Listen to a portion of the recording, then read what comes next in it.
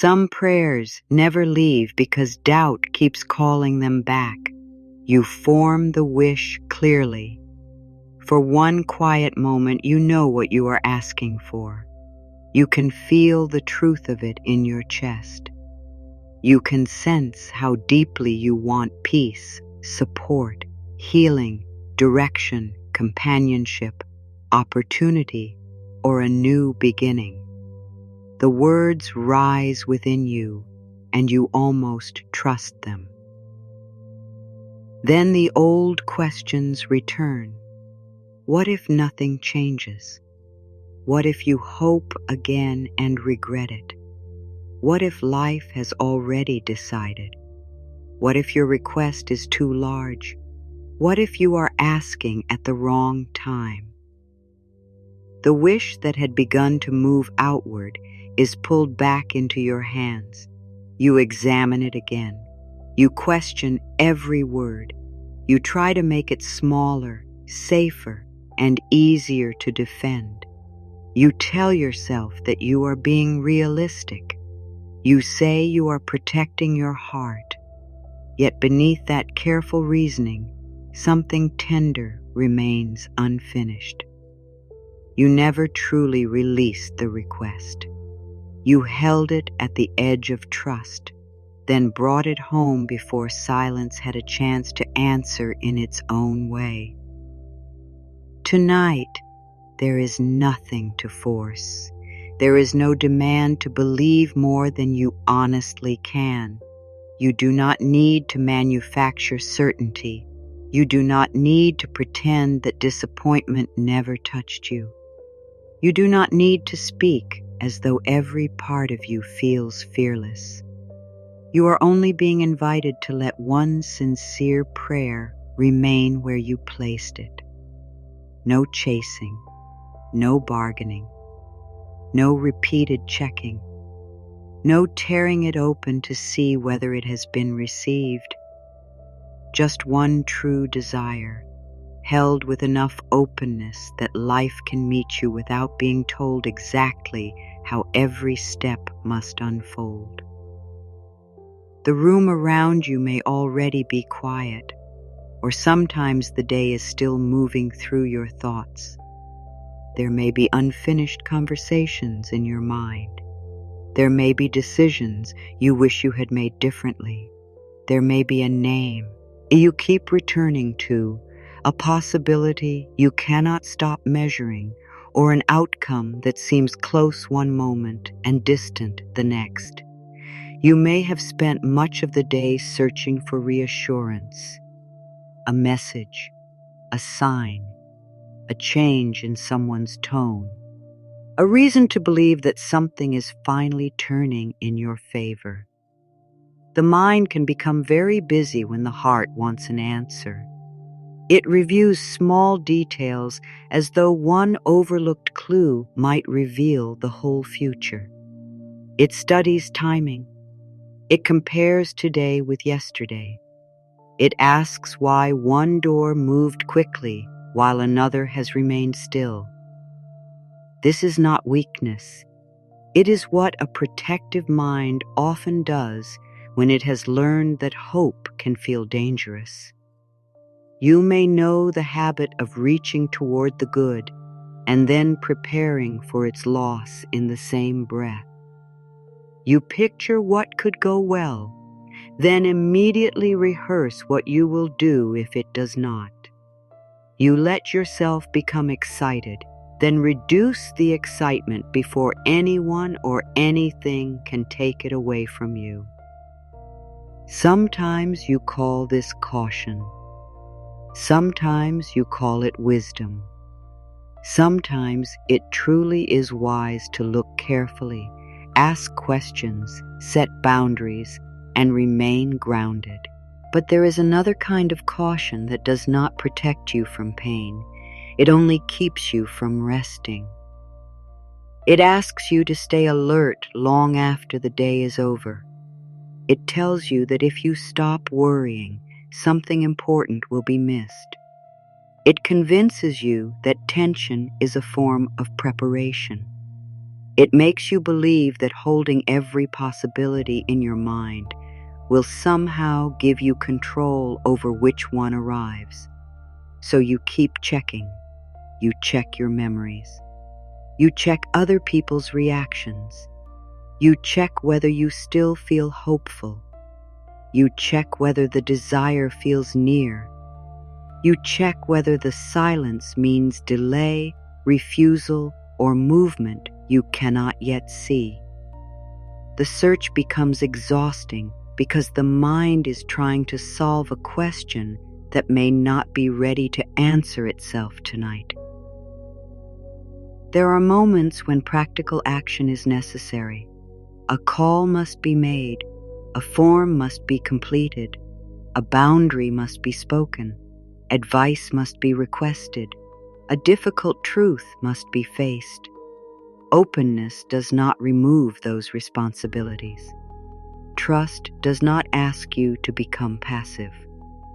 But there are also hours when no additional action is possible. The message has been sent. The conversation has ended for the day. The decision belongs to someone else. The application is already being reviewed. The body needs sleep. The next step has not yet become visible.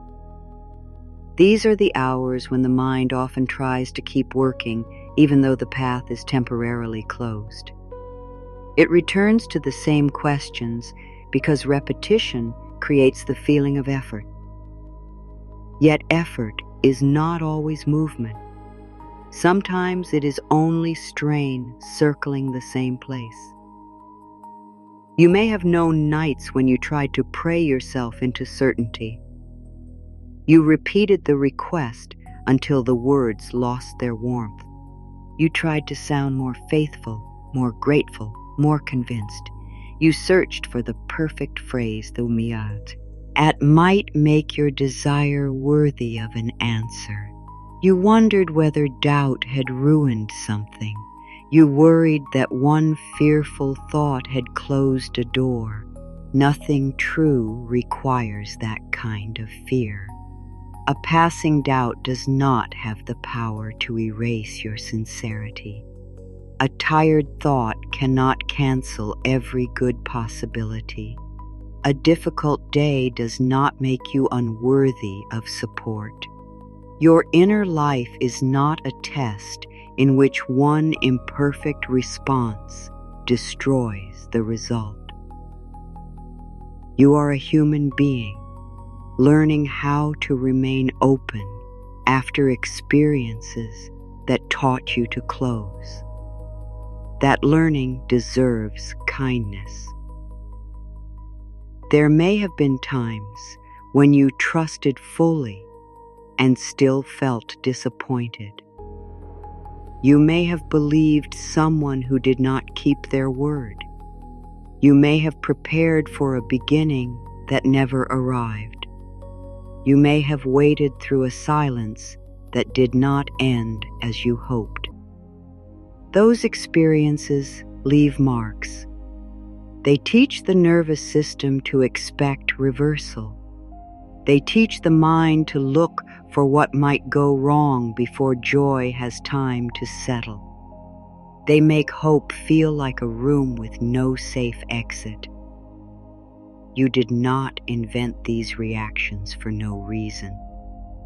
They were shaped by real moments. Sometimes you learned that celebration should be delayed until everything is certain. You may have been told not to expect too much. The people may have around you treated disappointment as proof that desire itself was foolish. You may have become the one who stayed practical because no one else seemed able to do so. You may have grown skilled at lowering your expectations before life could lower them for you. That skill may once have helped you endure. It may have helped you move through instability, mixed signals, changing plans, or promises that did not hold. It may have kept you functioning when softness felt unsafe. There is no shame in the ways you survived uncertainty. The part of you that doubts is not an enemy. It is not blocking your future. It is not standing between you and every good thing. It is trying to prevent the shock of being unprepared. That part does not need to be defeated tonight. It needs to be heard. It may be saying, "Please do not make me believe too quickly." It may be saying, "I cannot survive another collapse." It may be saying, "Give me something real before you ask me to trust." You can answer with honesty. You do not have to promise that nothing painful will ever happen again. You do not have to guarantee that every wish will unfold exactly as imagined. You only have to remind yourself that you are not the same person you were during every earlier disappointment. You know more now. You can ask better questions. You can recognize warning signs. You can seek qualified support. You can leave situations that are harmful. You can make practical plans. You can recover from changes. You can care for yourself while remaining open to what may go well. This is a quieter kind of trust. It does not say, "Nothing difficult will happen." It says, "I do not need to suffer every possible difficulty before it arrives." It does not say, "Every door will open." It says, "A closed door will not define my entire life." It does not say, "I will receive exactly what I pictured." It says, "Good may reach me through a form I have not yet considered. There is room here for realism and hope to exist together." You can honor facts without worshiping fear. You can take action without trying to control every result. You can care deeply without gripping one exact path so tightly that every other possibility becomes invisible. This is especially important when you have tied peace to a single outcome. You may have told yourself that you can relax only after one person responds, one decision is made, one amount is reached, one problem disappears, or one plan becomes certain. Until then, you remain suspended. Your body waits for permission to soften. Your mind refuses to come home to the present. But peace cannot survive if it is always postponed. There will always be another answer to wait for, another change to prepare for, another unknown beyond the known. Tonight, your peace is not being asked to depend on the final result. It can begin before the result. It can exist beside the unanswered question. It can hold your desire without demanding a deadline. You may still care. You may still prefer one outcome. You may still take steps tomorrow. You are not being asked to become indifferent. You are being invited to stop treating tension as proof of devotion. Worry does not make your prayer more sincere.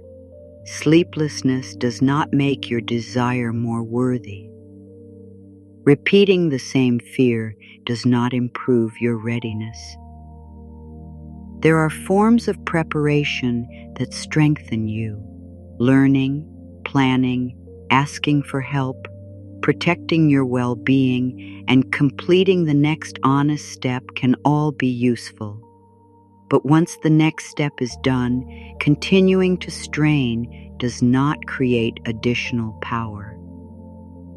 It only teaches the body that the present moment is unsafe. The body listens to the stories repeated at night. It listens when the mind says, "Stay awake, we are not secure yet." It listens when the jaw remains tight, when the shoulders refuse to lower, when the breath stays high and narrow. It listens when every silence is treated like a warning. Yet the body can also learn a different message. It can learn there is nothing more to solve in this hour. It can learn the future does not require my exhaustion. It can learn I may rest while life continues to move. This does not guarantee a particular result. These practices can support calm, openness, and clearer thinking, but they are not magic promises. They do not replace practical action, safe boundaries, medical care, mental health support, legal guidance, financial advice, or help from qualified professionals when life becomes heavy. Real trust makes room for real support. It does not ask you to ignore danger. It does not ask you to remain where you are being harmed. It does not ask you to call avoidance spiritual. It does not ask you to wait forever for what must be addressed directly. There is wisdom in reaching out. There is strength in making an appointment. There is dignity in asking someone capable to stand beside you.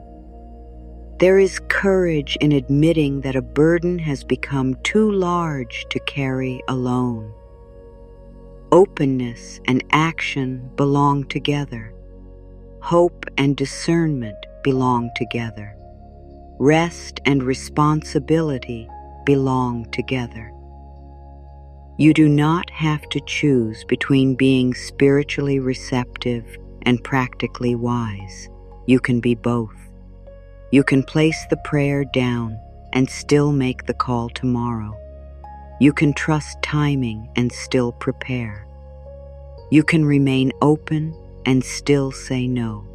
You can hope for reconciliation and still protect your peace. You can wish for opportunity and still improve your skills. You can welcome support and still examine the facts. You can desire change and still respect the pace of real life. This balance matters because the mind often moves between two extremes. In one moment, it tries to control everything. In the next, it wants to abandon effort completely. It may tell you that either you must force the result or surrender all responsibility. Neither extreme is required. There is a middle place. You do what is yours. You release what is not. You stay attentive without becoming consumed. You remain willing without becoming desperate. You move when the next step is clear. You rest when it is not. You may have confused waiting with failure. The world often celebrates visible motion.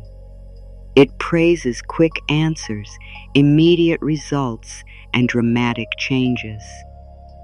Quiet periods can seem empty by comparison. You may assume that nothing is happening because nothing has yet become obvious. But many changes begin beyond your view. A person considers what you said. A decision takes shape slowly. A new understanding forms through several small experiences. A possibility develops before it receives a name. Your own readiness deepens while you think you are only waiting. Not every silent season is productive, and not every delay carries a hidden reward. It would be dishonest to romanticize every unanswered prayer. Some things do not happen. Some hopes must eventually be grieved.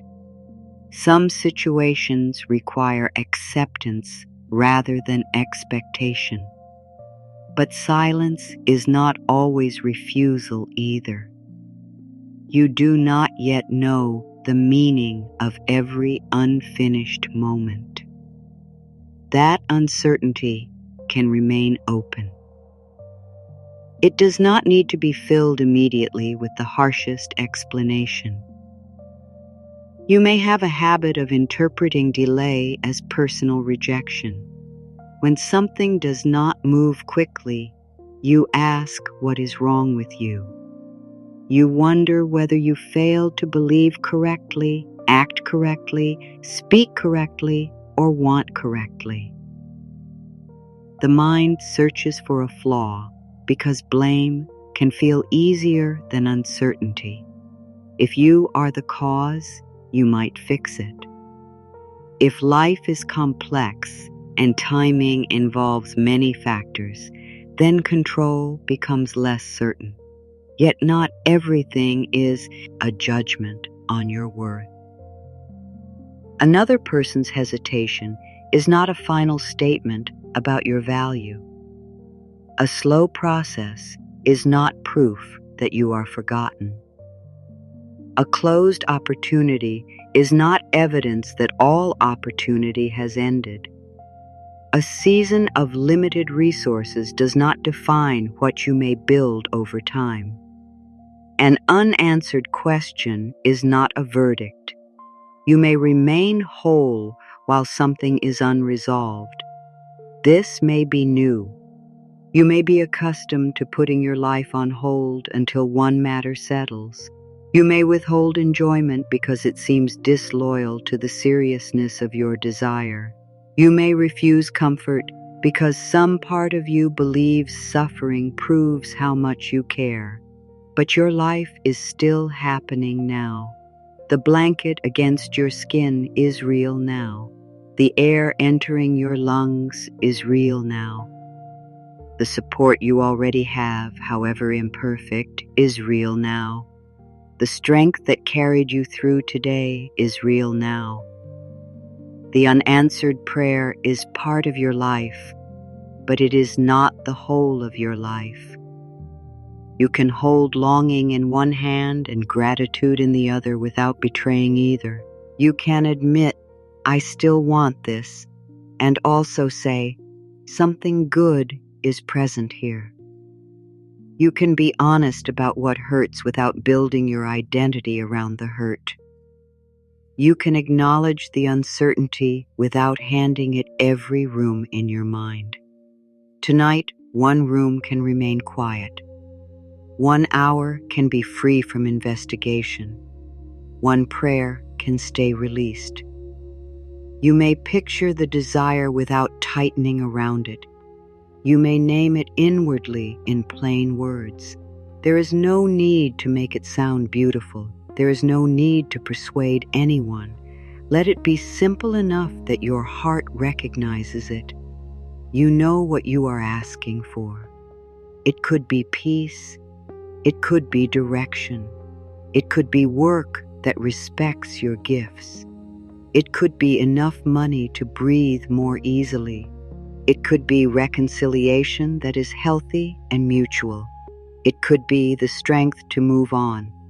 It could be a safe home, a trustworthy companion, a clear diagnosis, a fair decision, a creative opening, or relief from a burden that has lasted too long. Whatever it is, you do not need to argue for it here. Your desire can be named without being defended. You can also admit that you do not know the best form in which the answer may come. You see from where you stand. Life contains movements, choices, and conditions beyond your current view. The exact path may change. The timing may differ from your preference. The result may ask something of you. An answer may arrive as an opportunity. It may arrive as clarity. It may arrive as a boundary. It may arrive as the courage to stop pursuing what cannot meet you. It may arrive as help. It may arrive as a new direction that first feels unfamiliar.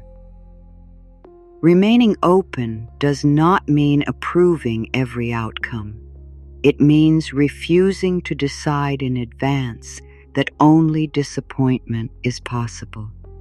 You have practiced that prediction long enough. You have imagined the difficult ending many times. You have rehearsed the silence. You have prepared the speech you would give if things fell apart.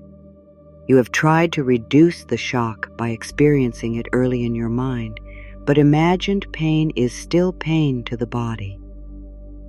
The body often responds to rehearsal as though the event were already happening. The muscles tighten, the pulse changes, sleep moves farther away.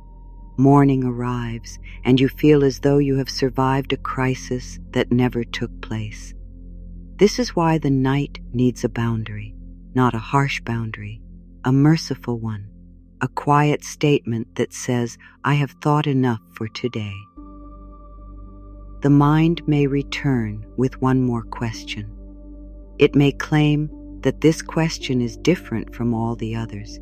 It may insist that 5 more minutes of analysis will finally bring certainty.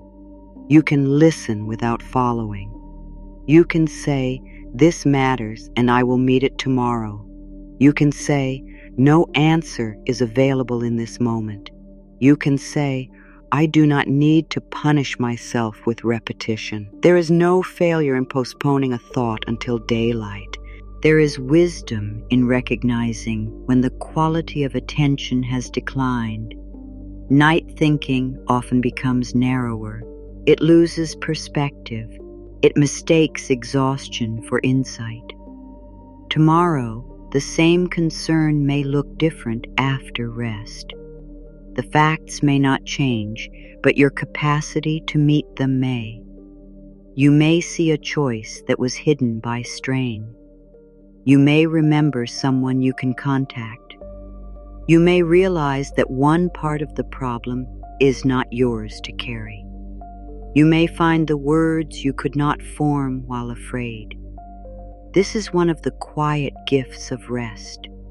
It does not solve every issue, but it changes the one who returns to the issue. You may become that rested person. You do not have to earn sleep by completing the future. You do not have to resolve every relationship before closing your eyes. You do not have to know how the next month will unfold. You do not have to be certain that the prayer will be answered in the form you prefer. You only need enough trust to let this hour remain unfinished. Unfinished is not ruined. Unfinished is not rejected. Unfinished means the story has not yet reached its final shape. The mind may dislike that openness because it cannot label it. It would rather call the matter good or bad, coming or gone, safe or dangerous. Certainty feels cleaner than possibility. But life is rarely that clean while it is still becoming. You have lived through chapters that made little sense until later. You have misunderstood delays. You have feared changes that eventually revealed useful truths. You have also trusted situations that later required stronger boundaries. The lesson is not that every delay is secretly good. The lesson is that immediate interpretation is often incomplete. You can wait before naming the meaning. You can gather more information. You can let time reveal what force cannot. This is not passive waiting. It is attentive patience. It is the willingness to remain present while reality becomes clearer. It is the refusal to create false certainty merely to escape discomfort. You may still take the next available step. You may still ask direct questions. You may still protect your interests. Yet inside yourself, you can stop demanding that this single night carry the weight of the entire outcome. Tonight is not responsible for proving your future. It is only responsible for holding you while you rest. Let the day end without a verdict. Let the unanswered message remain unanswered for now. Let the decision belong to the person making it. Let the process continue at the pace it truly requires. Let your own heart step away from the door. You have waited there long enough. You have listened for footsteps. You have interpreted every sound. You have tried to predict who or what might arrive. Now you can return to yourself. Not because the desire no longer matters, because you matter while you wait. Your well-being is not a price to be paid for caring. Your sleep is not evidence that you have given up. Your calm does not weaken the prayer. Your peace is not an insult to the problem. You are permitted to be held by this moment even before the next moment explains itself. Something within you may resist these words. It may say that relaxing is unsafe. It may say that hope must be monitored. It may say that if you stop concentrating on the desire, it will drift farther away. You can meet that resistance with patience. You can say, I understand why you are afraid. You can say, you have tried to protect me. You can say, you do not have to work alone tonight. There is no need to push the fearful part into silence. Force would only repeat the same pattern you are trying to leave behind. Instead, you can make room for a smaller willingness. You do not need complete trust. You only need a small opening, the willingness to believe that not everything is against you, the willingness to admit that some good may already be moving, the willingness to stop pulling the prayer back for one night, the willingness to rest without knowing. That is enough for now. The larger understanding can come later. The deeper confidence can grow through experience. Tonight begins with something modest and honest. You have named what you want. You have acknowledged what you fear.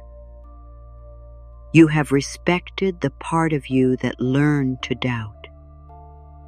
You have remembered that support, action, boundaries, and wise help remain available.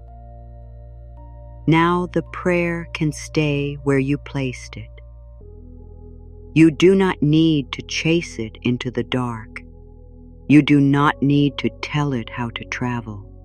You do not need to stand guard over its path. Let it remain sent. Let yourself remain here. The night does not ask you to know the whole arrangement.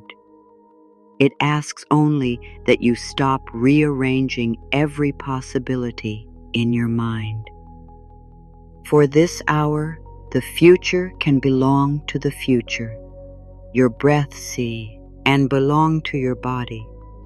Your body can belong to the bed beneath you, and your sincere request can rest beyond the reach of doubt. There is a difference between wanting something and standing ready to meet it. Wanting can happen in a moment. A desire rises, clear and immediate. You know what would bring relief.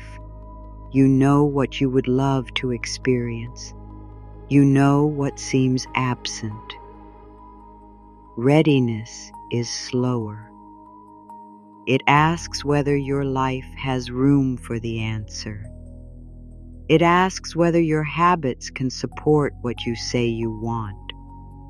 It asks whether your boundaries are strong enough to protect the good when it arrives.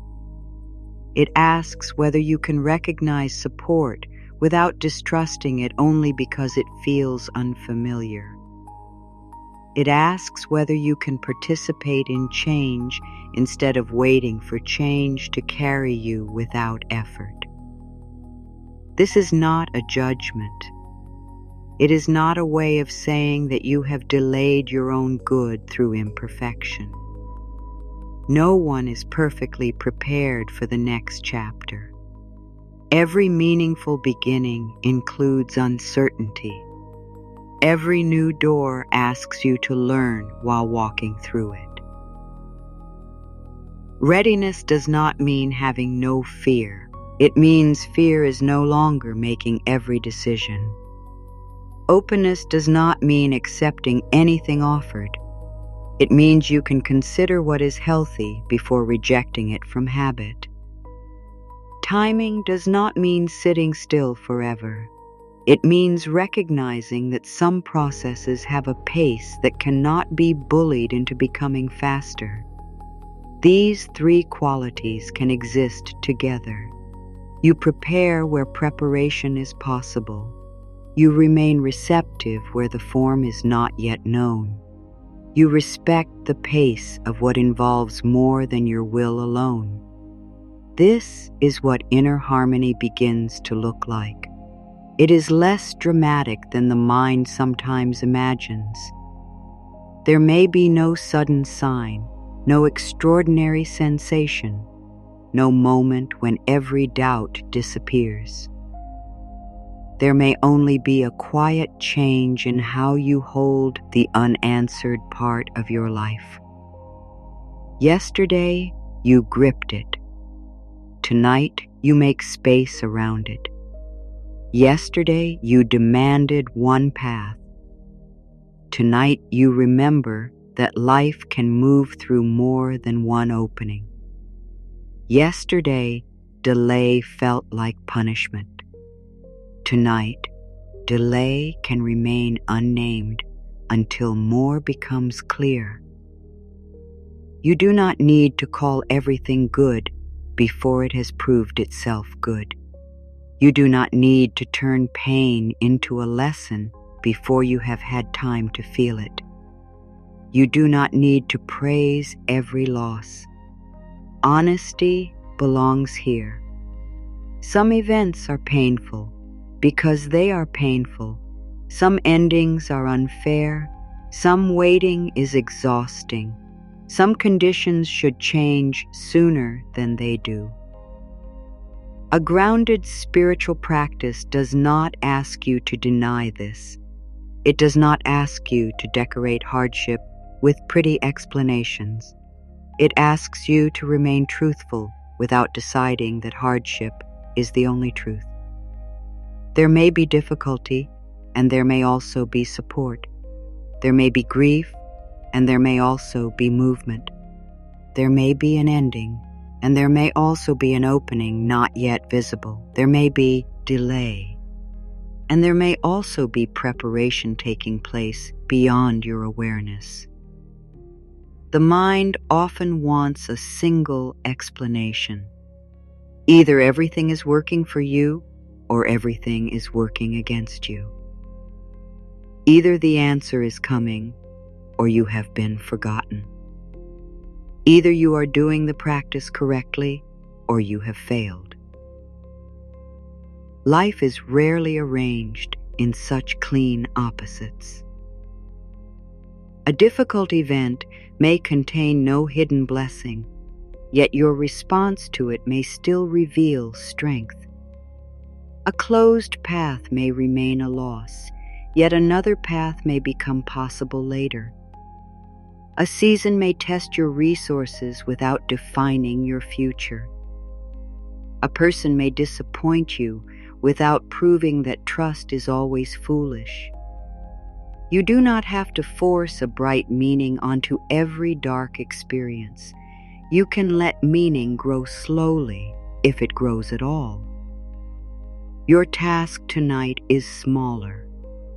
You are learning to stay open to good without making good responsible for erasing everything that hurt. That is a more honest hope. It does not demand that life repay every wound in the exact currency of your choosing. It does not treat support as a reward for suffering. It does not say you are owed a particular result because you endured a particular pain. It says only that the past does not possess every road ahead. There are still movements you have not witnessed. There are still choices you have not made. There are still people you have not met. There are still ways of living that your present mind cannot fully picture. There are still moments when what seemed scattered may briefly reveal an order you could not see while standing inside it. Far above the rooftops, the night carries its own patient geometry. You look upward and see points of light separated by wide darkness. Each appears solitary. Each seems to occupy its own place without regard for the others. Yet those distant wanderers are moving. One travels more quickly. Another crosses the sky with a slower rhythm. One has completed many cycles while another has barely shifted from where you remember it. Night after night they follow their own paths. They do not hurry to create a picture for the person watching below.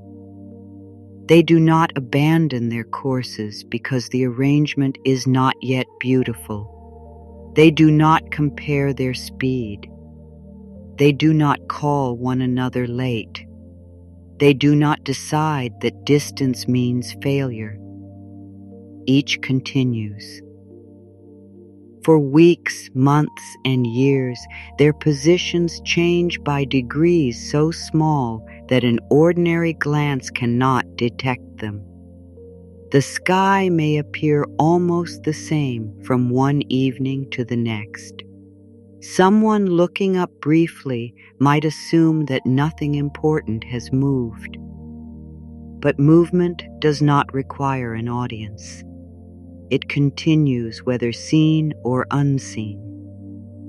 Then one evening, above familiar roofs, the separate paths appear to meet. The wanderers have not collided. They have not lost themselves. Each remains distinct, following its own course.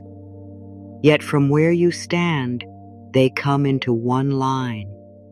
Their light gathers. The stance between them seems to close.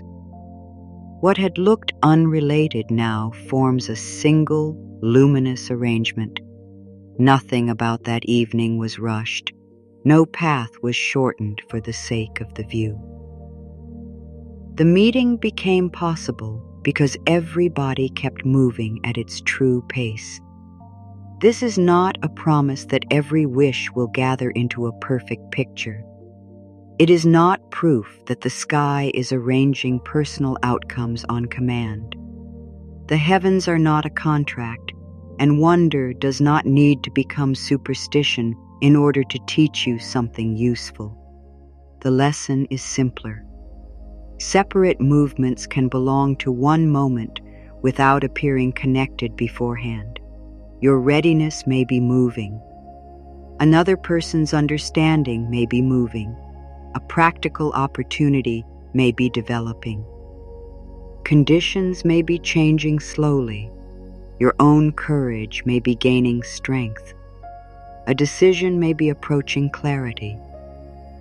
These movements do not all travel at the same speed. One may be ready before another. One may seem to pause.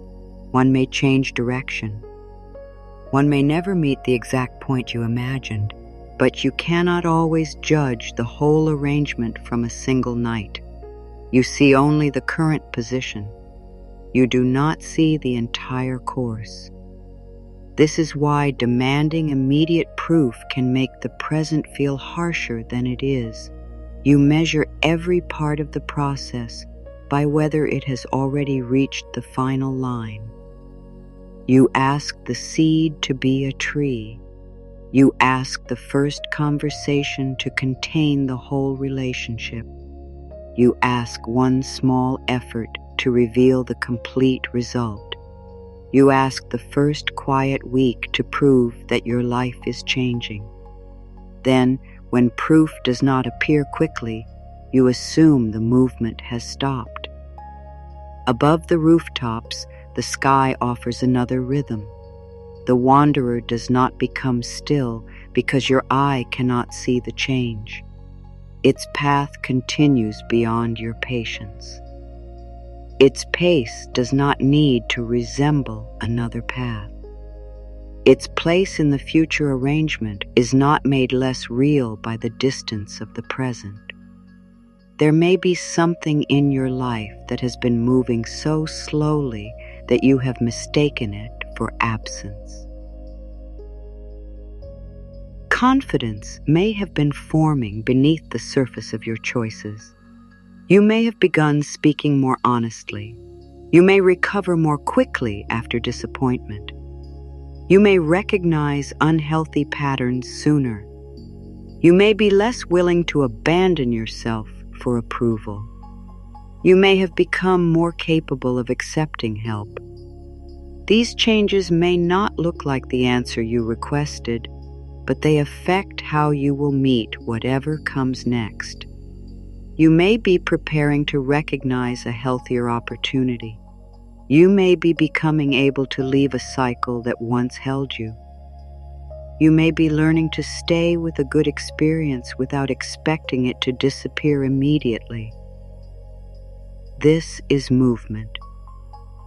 It is not always glamorous. It may not provide the dramatic evidence the mind wants. Yet quiet preparation often determines whether a new possibility can be sustained.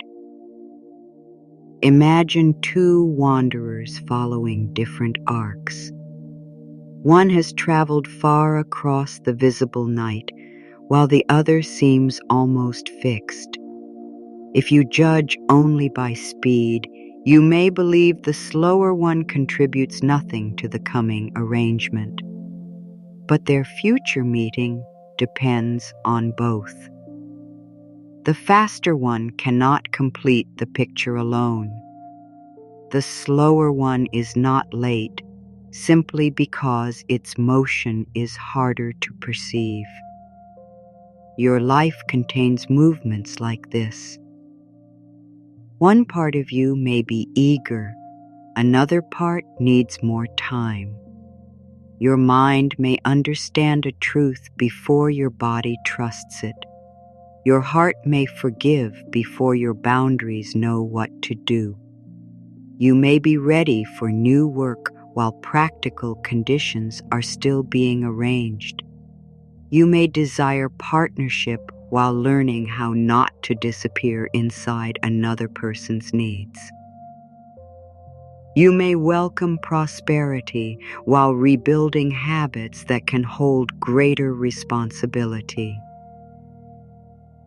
No part needs to be shamed for moving honestly. Forcing the slower part rarely creates lasting harmony. It often creates performance. You tell yourself you are ready because you are tired of waiting. You accept what does not fit because you fear losing the chance. You say yes before the whole self has spoken. Later, The unconsulted part resists. It withdraws. It creates confusion. It asks for the time it was denied. There is wisdom in letting your inner movements come into a truer relation. This does not mean endless hesitation. There are moments when courage must act before comfort arrives. There are choices you make with trembling hands. There are necessary steps that never feel easy. But courage is not the same as self-betrayal. A courageous yes includes your values. A courageous no protects what must be protected. A courageous beginning does not require pretending that risk is absent. It simply refuses to let fear be the only voice. You may be closer to such courage than you think. The mind tends to measure progress by what remains unfinished. It looks upward and points to the distance still separating the lights. It does not honor how far each has traveled. Tonight, you can measure differently. You can remember where you were a year ago, not to judge, not to compare yourself with anyone else, only to see whether your inner position has changed. You may ask for help sooner.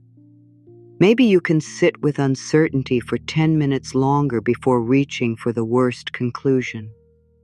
You may have stopped chasing one person for the reassurance they repeatedly refuse to give.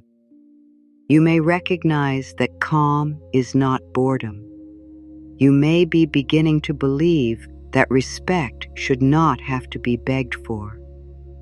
You may have completed a small practical step that once overwhelmed you. These are shifts in position. They matter. A conjunction does not begin on the night it becomes visible. It begins long before, through countless movements that appear ordinary by themselves. The visible meeting is only the moment when the hidden journey, it can finally be seen. You may have been waiting for such a moment in your own life. A day when the pieces make sense. A day when preparation meets opportunity. A day when your inner readiness and an outer opening stand in the same place. You cannot command that day, but you can continue your course. You can keep making the choices that belong to you. You can tend your health. You can learn. You can repair what can be repaired. You can save what you can save. You can speak the truth. You can seek wise counsel. You can create room. You can become more available to what supports your life. The sky does not teach passivity. Every wanderer moves. The stillness belongs only to the observer who cannot perceive the motion. You are not being asked to sit beneath the night and call inaction sacred.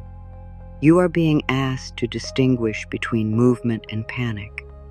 Movement has direction. Panic has repetition.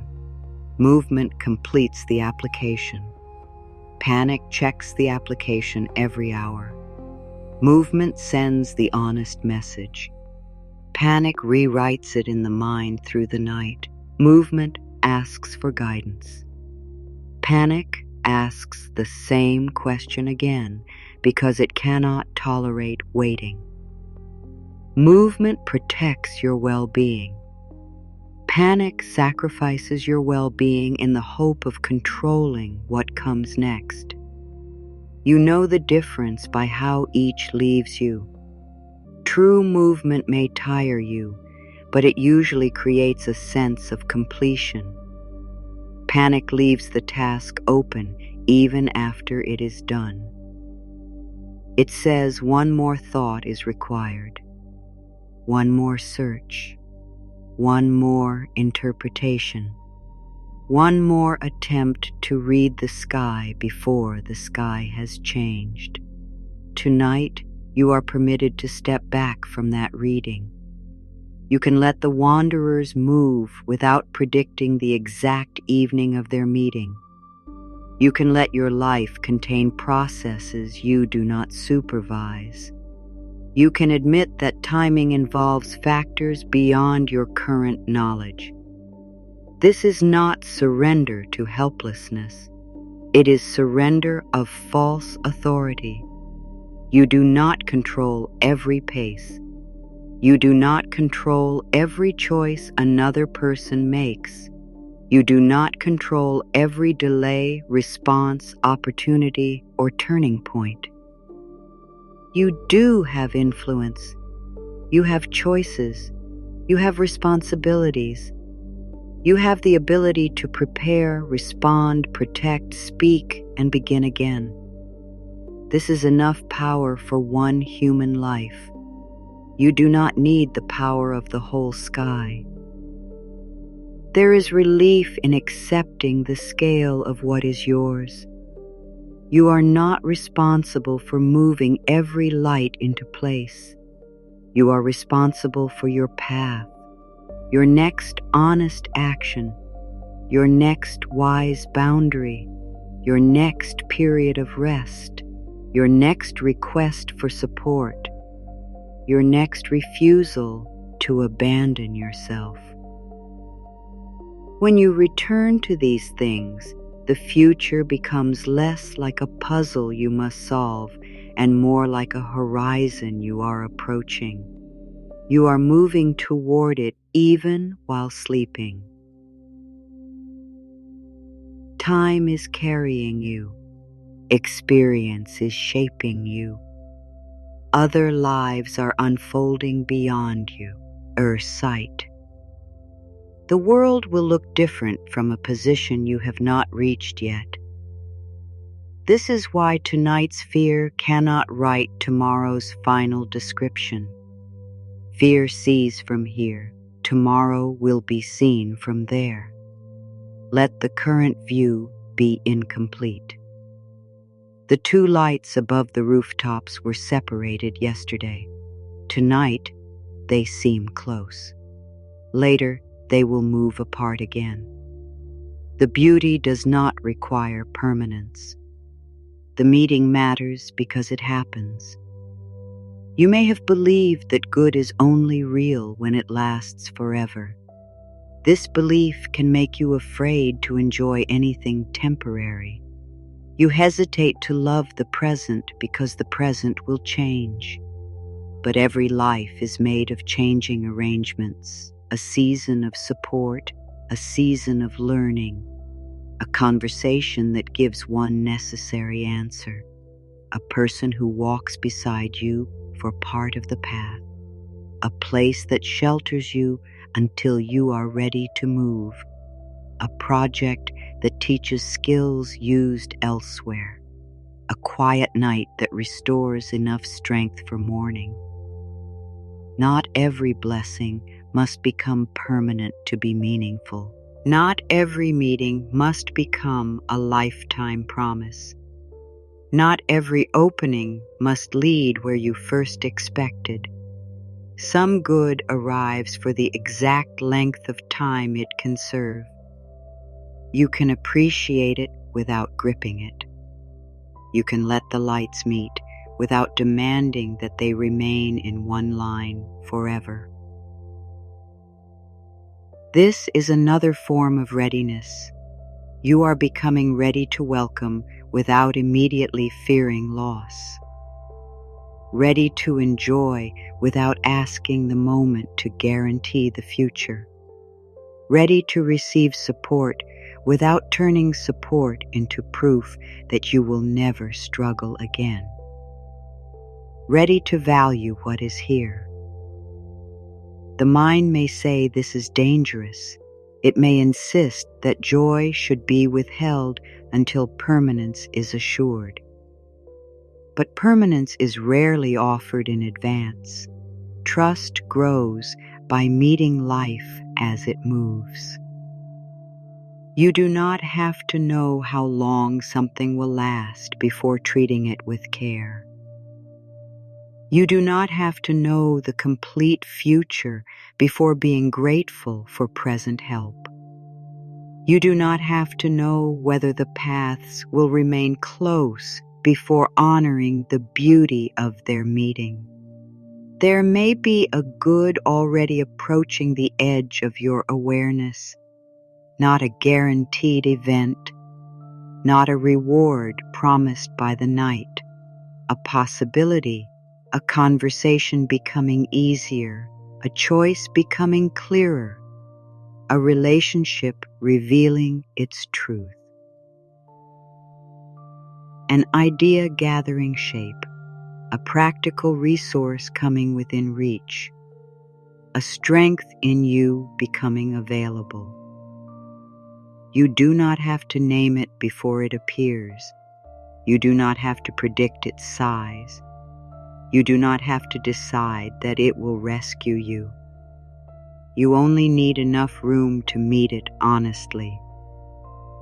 Room in the calendar, room in the budget, room in your standards, room in your thinking, room in the way you speak to yourself, room in your willingness to accept that the next chapter may not resemble the last.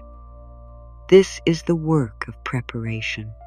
It is not glamorous, but it is sacred in the most practical sense. You clear what no longer serves. You finish what can be finished. You apologize where an apology is yours. You stop volunteering for roles that empty you. You choose the habit that makes tomorrow steadier. You make one corner of your life more able to hold what you say you welcome. Then you rest. You do not keep rearranging the whole sky. You let your effort be enough for the day. Above the rooftops, the wanderers continue without strain. Their motion is vast, yet from below it appears serene. They are not serene because they are motionless. They are serene because they do not fight their true course. There is a course within you that feels like this. It is the path of your deepest values. The path that asks for honesty rather than performance. The path that asks for self-respect rather than desperate approval. The path that asks for steady action rather than dramatic promises. The path that asks you to care for your body, protect your peace, and remain curious about what has not yet been revealed. When you leave this path, you feel the strain. You begin moving according to someone else's pace. You hurry because another person is ahead. You delay because another person is afraid. You call yourself late because the life around you follows a different rhythm. But your course cannot be measured by another person's sky. Their meeting points are not yours. Their speed does not determine your worth. Their visible success does not prove that you have been standing still. Your own movement belongs to you. There may be times when you need to move faster. There may be times when rest is the wisest motion. There may be times when a long-held plan needs to change. A true course is not rigid. It responds to reality. It changes through learning. It honors what the journey reveals. Even the wanderers do not appear in the same place every night. Their relation is alive. You are alive too. You are permitted to revise.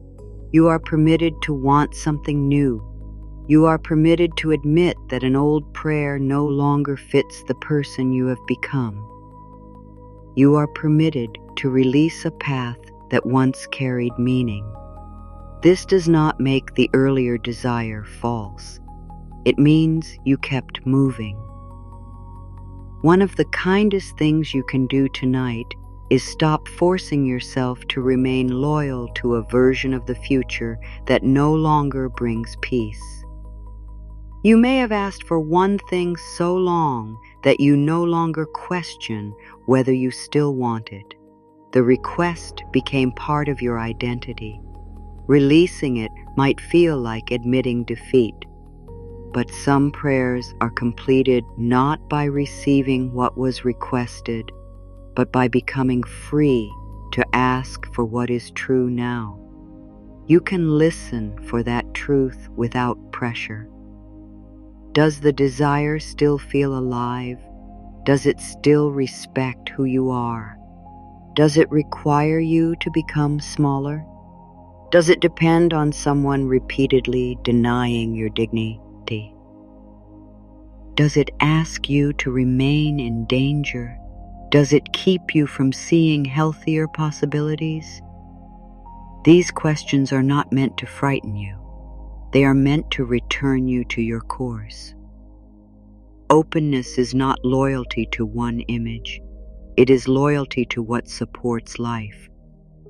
You can hold a preference without turning it into a prison. You can ask for love without insisting it come through someone unable to love you well. You can ask for meaningful work without believing only one position can provide it.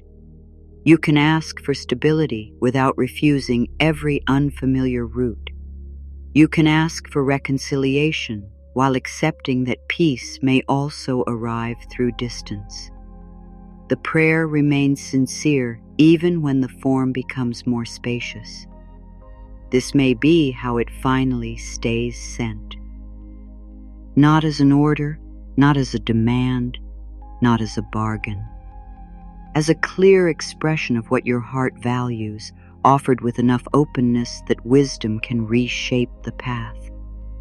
You may say inwardly, "This is what I hope for, and I am willing to meet what is true."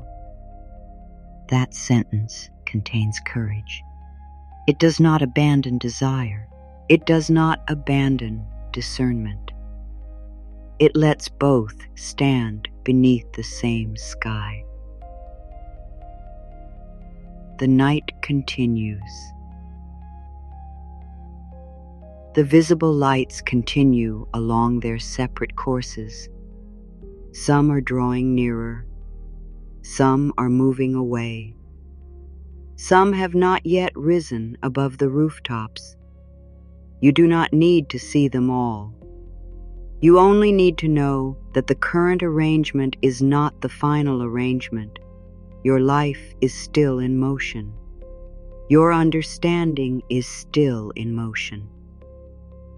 The circumstances around you are still in motion. You are not required to call the present complete. Let tonight be one honest point along the path. You have done what you could.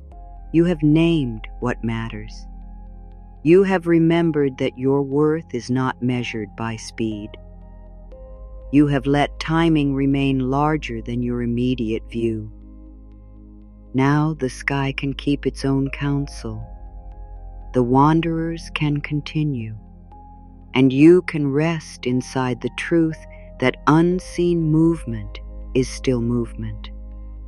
The sky does not reveal its whole arrangement at once. From below, you see only what has risen into view.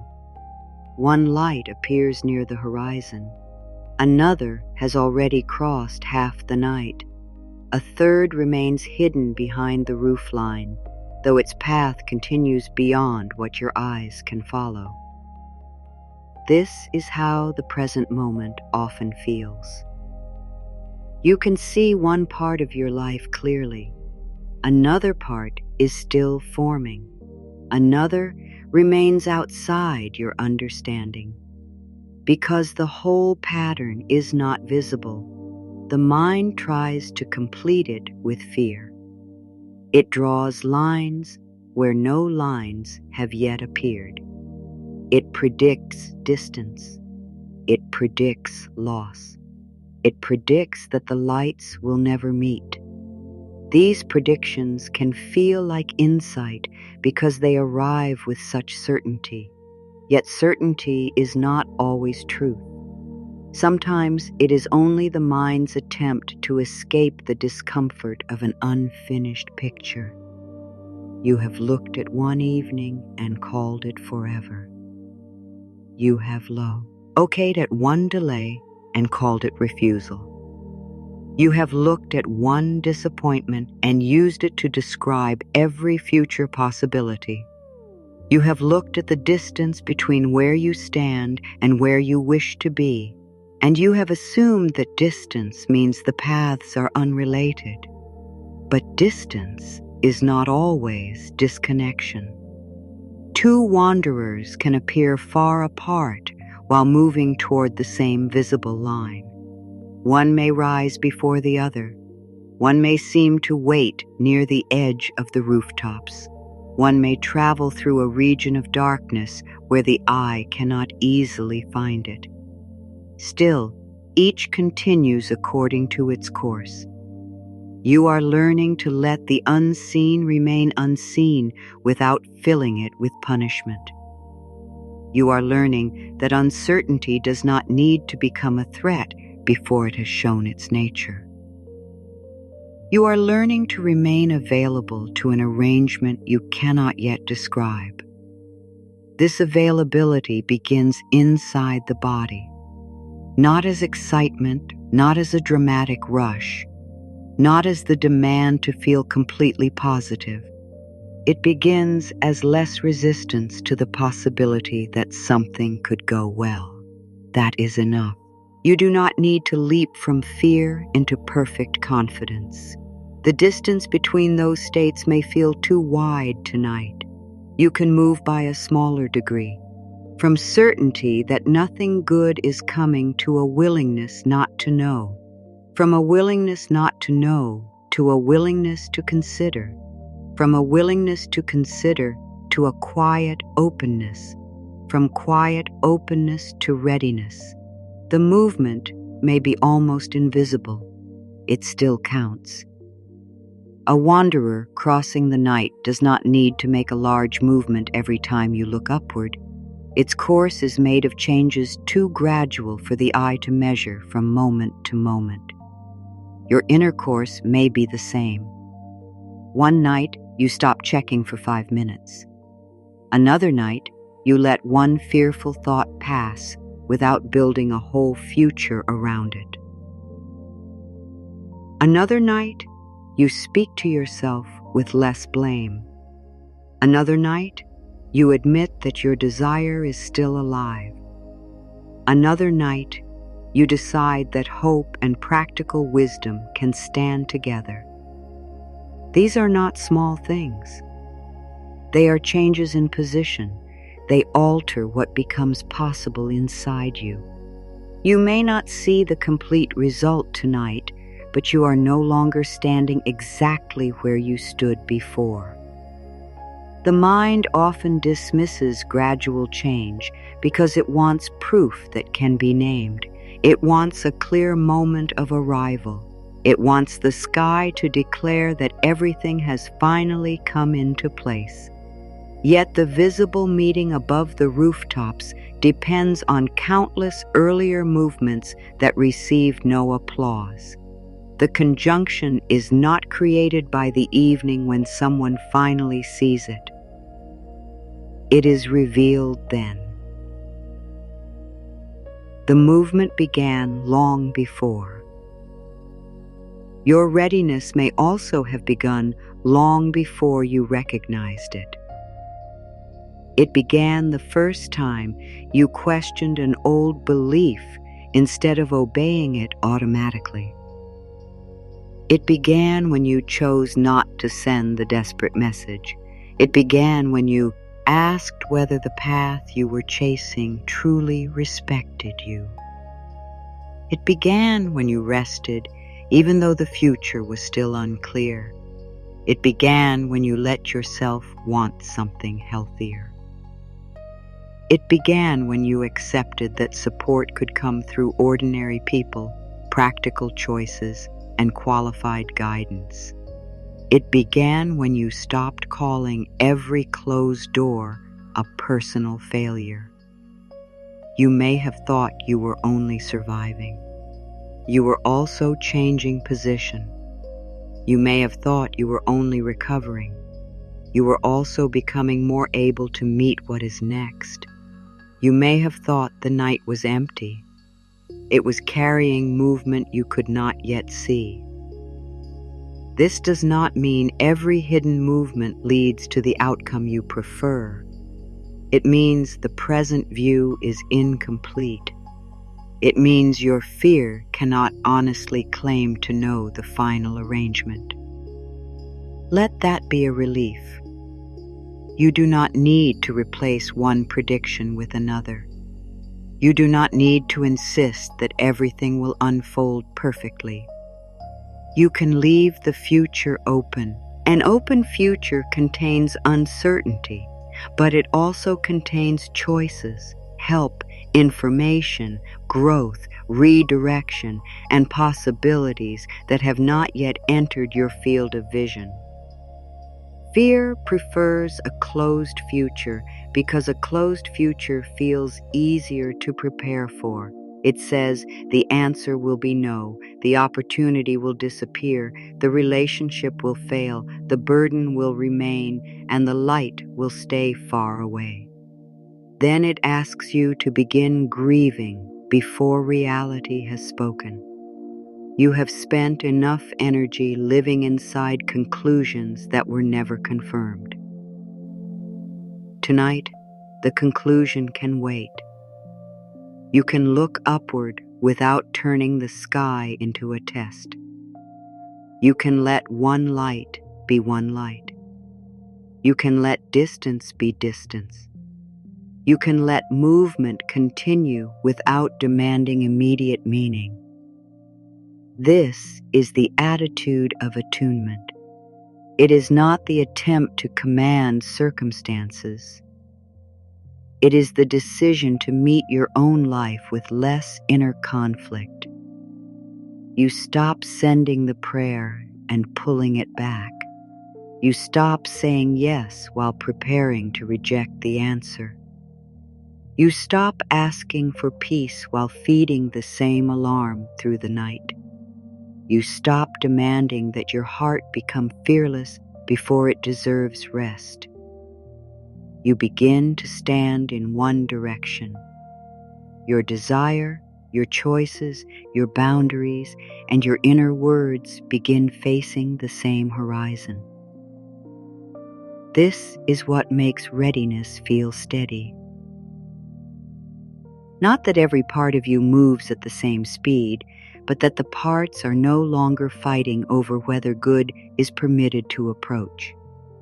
One part may still be afraid.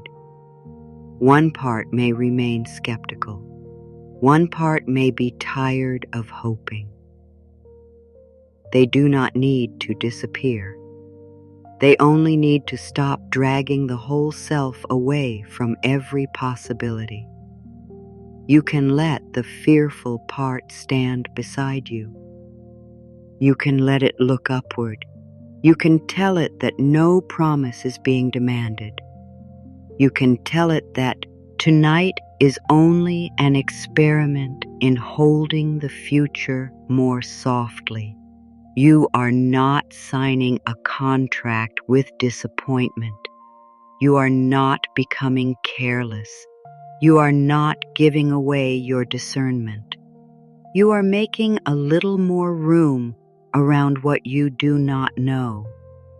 The sky above the rooftops has room for distance. It has room for different speeds. It has room for paths that appear separate for years. It has room for a meeting that does not require any wanderer to stop being itself. You can make similar room within. Room for the desire. Room for the caution. Room for practical action. Room for rest. room for the possibility that timing is not the same as refusal, room for the possibility that your own readiness is still deepening, room for the possibility that a better form exists than the one you have been trying to force. This room does not weaken your intention. It makes the intention easier to hold. A clenched hand can hold only through effort. An open hand can remain available without strain. You have spent long enough gripping the prayer as though it might escape. The prayer does not need to be imprisoned in your attention. Its truth is not lost when you sleep. Its meaning is not reduced when you stop repeating it. You can remember what matters without keeping every muscle tense around it. The desire has been named. The next honest action has been considered. The rest can remain in motion. You may begin with one sentence. Not a guarantee, not a command spoken toward the sky. A statement of the position you are choosing within yourself. I am aligned with good already approaching. Let the words arrive without pressure. They do not claim that you know the form. They do not claim that every event is secretly serving you. They do not claim that effort can be abandoned. They say that you are willing to meet what supports your life as it comes within reach. You may not fully believe the sentence yet. You do not need to force belief. You can let the words stand like two lights that have not yet come fully into line. The first light is your present honesty. The second is your growing willingness. They do not need to touch tonight. It is enough that both are moving. I am aligned with good already approaching. The sentence may feel too large. Then make the opening smaller. You can say, I am willing to recognize what helps. You can say, I am open to one useful next step. You can say, I do not know everything that is moving. You can say, the future may contain support. A smaller willingness is not a lesser practice. It is often more trustworthy than a grand declaration spoken against the truth of your present state. There is dignity in starting where you are. The wanderer does not pretend to be at the meeting point before it arrives there. It honors the position it occupies and continues. You can honor your position in two. You may be hopeful. You may be doubtful. You may feel nothing at all. You may be too tired to search for a special emotion. No particular feeling is required. The words can rest beside you, even if your emotions remain quiet. I am aligned with good already approaching. This time, let the sentence become less about the outer result and more about the way you are choosing to live. To be in accord with good means you practice what supports you. You tell the truth sooner. You ask for help before collapse. You stop calling harm a lesson you must endure. You keep promises that protect your health. You make room for work, people, and choices that respect your life. You pay attention to what creates steadiness rather than only what creates intensity. You become more available to mutual care. You become less available to repeated disrespect. You learn the difference between a closed door and a door that simply requires patience. You learn the difference between patience and self-abandonment. You learn the difference between hope and denial. These distinctions are part of your course. They keep you from chasing every light that appears. Not every brightness is meant to guide you. Not every meeting is meant to become permanent. Not every invitation deserves your yes. Readiness includes the ability to choose. You do not need to welcome everything in order to remain receptive to what is healthy. You do not need to open every door. You do not need to stay available to people who repeatedly injure your peace. You do not need to call chaos a sign of destiny. The good that supports your life will not require you to become absent from yourself. It may ask for courage. It may ask for discipline. It may ask you to learn, change, apologize, prepare, or step beyond what is familiar. But it will not demand that you deny your dignity. This boundary gives your openness a center. Without a center, openness becomes confusion. With a center, openness becomes discernment. You can look upward and appreciate the entire sky without believing every light belongs to your path. Your course remains your own. The meeting that is right for you will not erase your course. It will meet you within it. This may be why some earlier desires became painful. You tried to leave your path in order to create the meeting. You moved according to another person's speed. You ignored your values. You accepted less than your own heart could safely hold. You thought connection required disappearance. It did not. A true conjunction does not destroy the separate wanderers. They remain themselves. Their visible closeness is beautiful because difference remains. You can carry this teaching into every kind of relationship. Closeness does not require self-erasure. Support does not require dependence without boundaries. Love does not require silence in the face of harm. Partnership does not require one life to become smaller so the other can remain unchanged. Two paths may draw near while each person remains responsible for their own movement. This is healthier than chasing. It is healthier than demanding.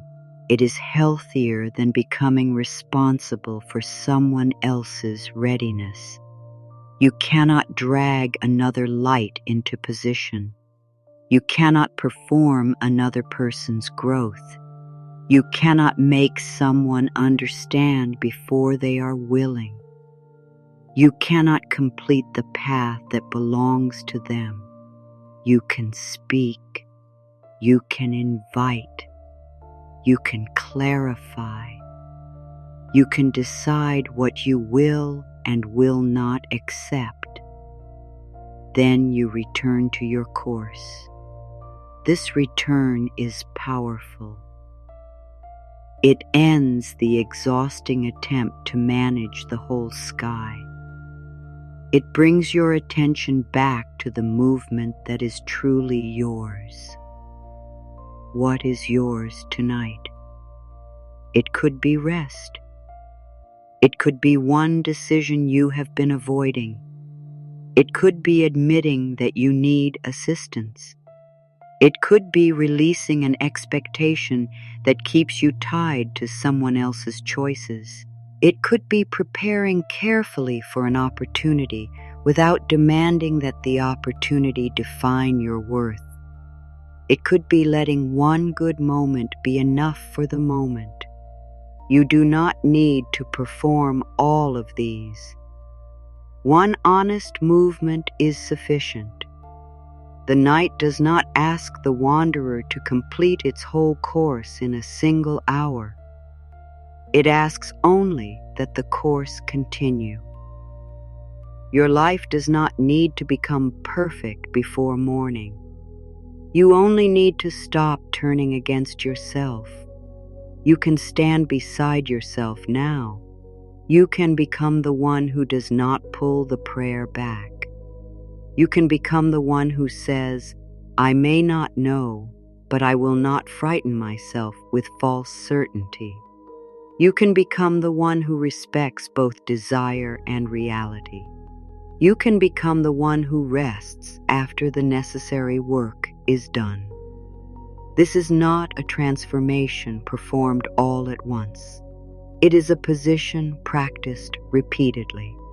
Night after night, you return. Night after night, you remember that the current arrangement is not the final one. Night after night, you let the sky move without interrogation. Night after night, the inner conflict becomes a little less convincing. You may use the words that fit your present truth. I am moving with honest timing. I am open without abandoning myself. I am ready for healthy support. I am willing to recognize good. I am learning to trust wise movement. I am not defined by delay. I am available to clearer paths. I am safe to remain discerning. I am meeting life with steadiness. Let each line hold its own place. There is no need to rush through them. One may feel close, another may feel distant. One may rise immediately within you. Another may remain behind the roofline of doubt. They are not being tested. You are not being graded by how strongly you respond. These words are positions you may return to, not claims you must prove. The sentence that feels most honest can become your light for tonight. It could be, I am open without abandoning myself. This line protects your center. It could be, I am not defined by delay. This line separates timing from worth. It could be, I am willing to recognize good. This line asks for no impossible certainty. Choose nothing by force. Let the words that belong to you become quieter and clearer. You may discover that one part of you is ready to say yes, while another needs a softer beginning. Honor the slower part. You can offer it a smaller line. I am willing to be willing. Even that is movement. It is a light appearing where there had been only refusal. It does not need to shine brightly. It only needs to be present. A small light changes the sky, not by filling it, by proving that darkness is not the only thing there. Your willingness may feel this small. a single opening in a large field of uncertainty. Do not dismiss it. The visible meeting above the rooftops begins with movements no one celebrates. It depends on distances being crossed in silence. It depends on patience that does not look like patience from the ground because the observer cannot see enough to understand the course. Your own process may deserve the same respect.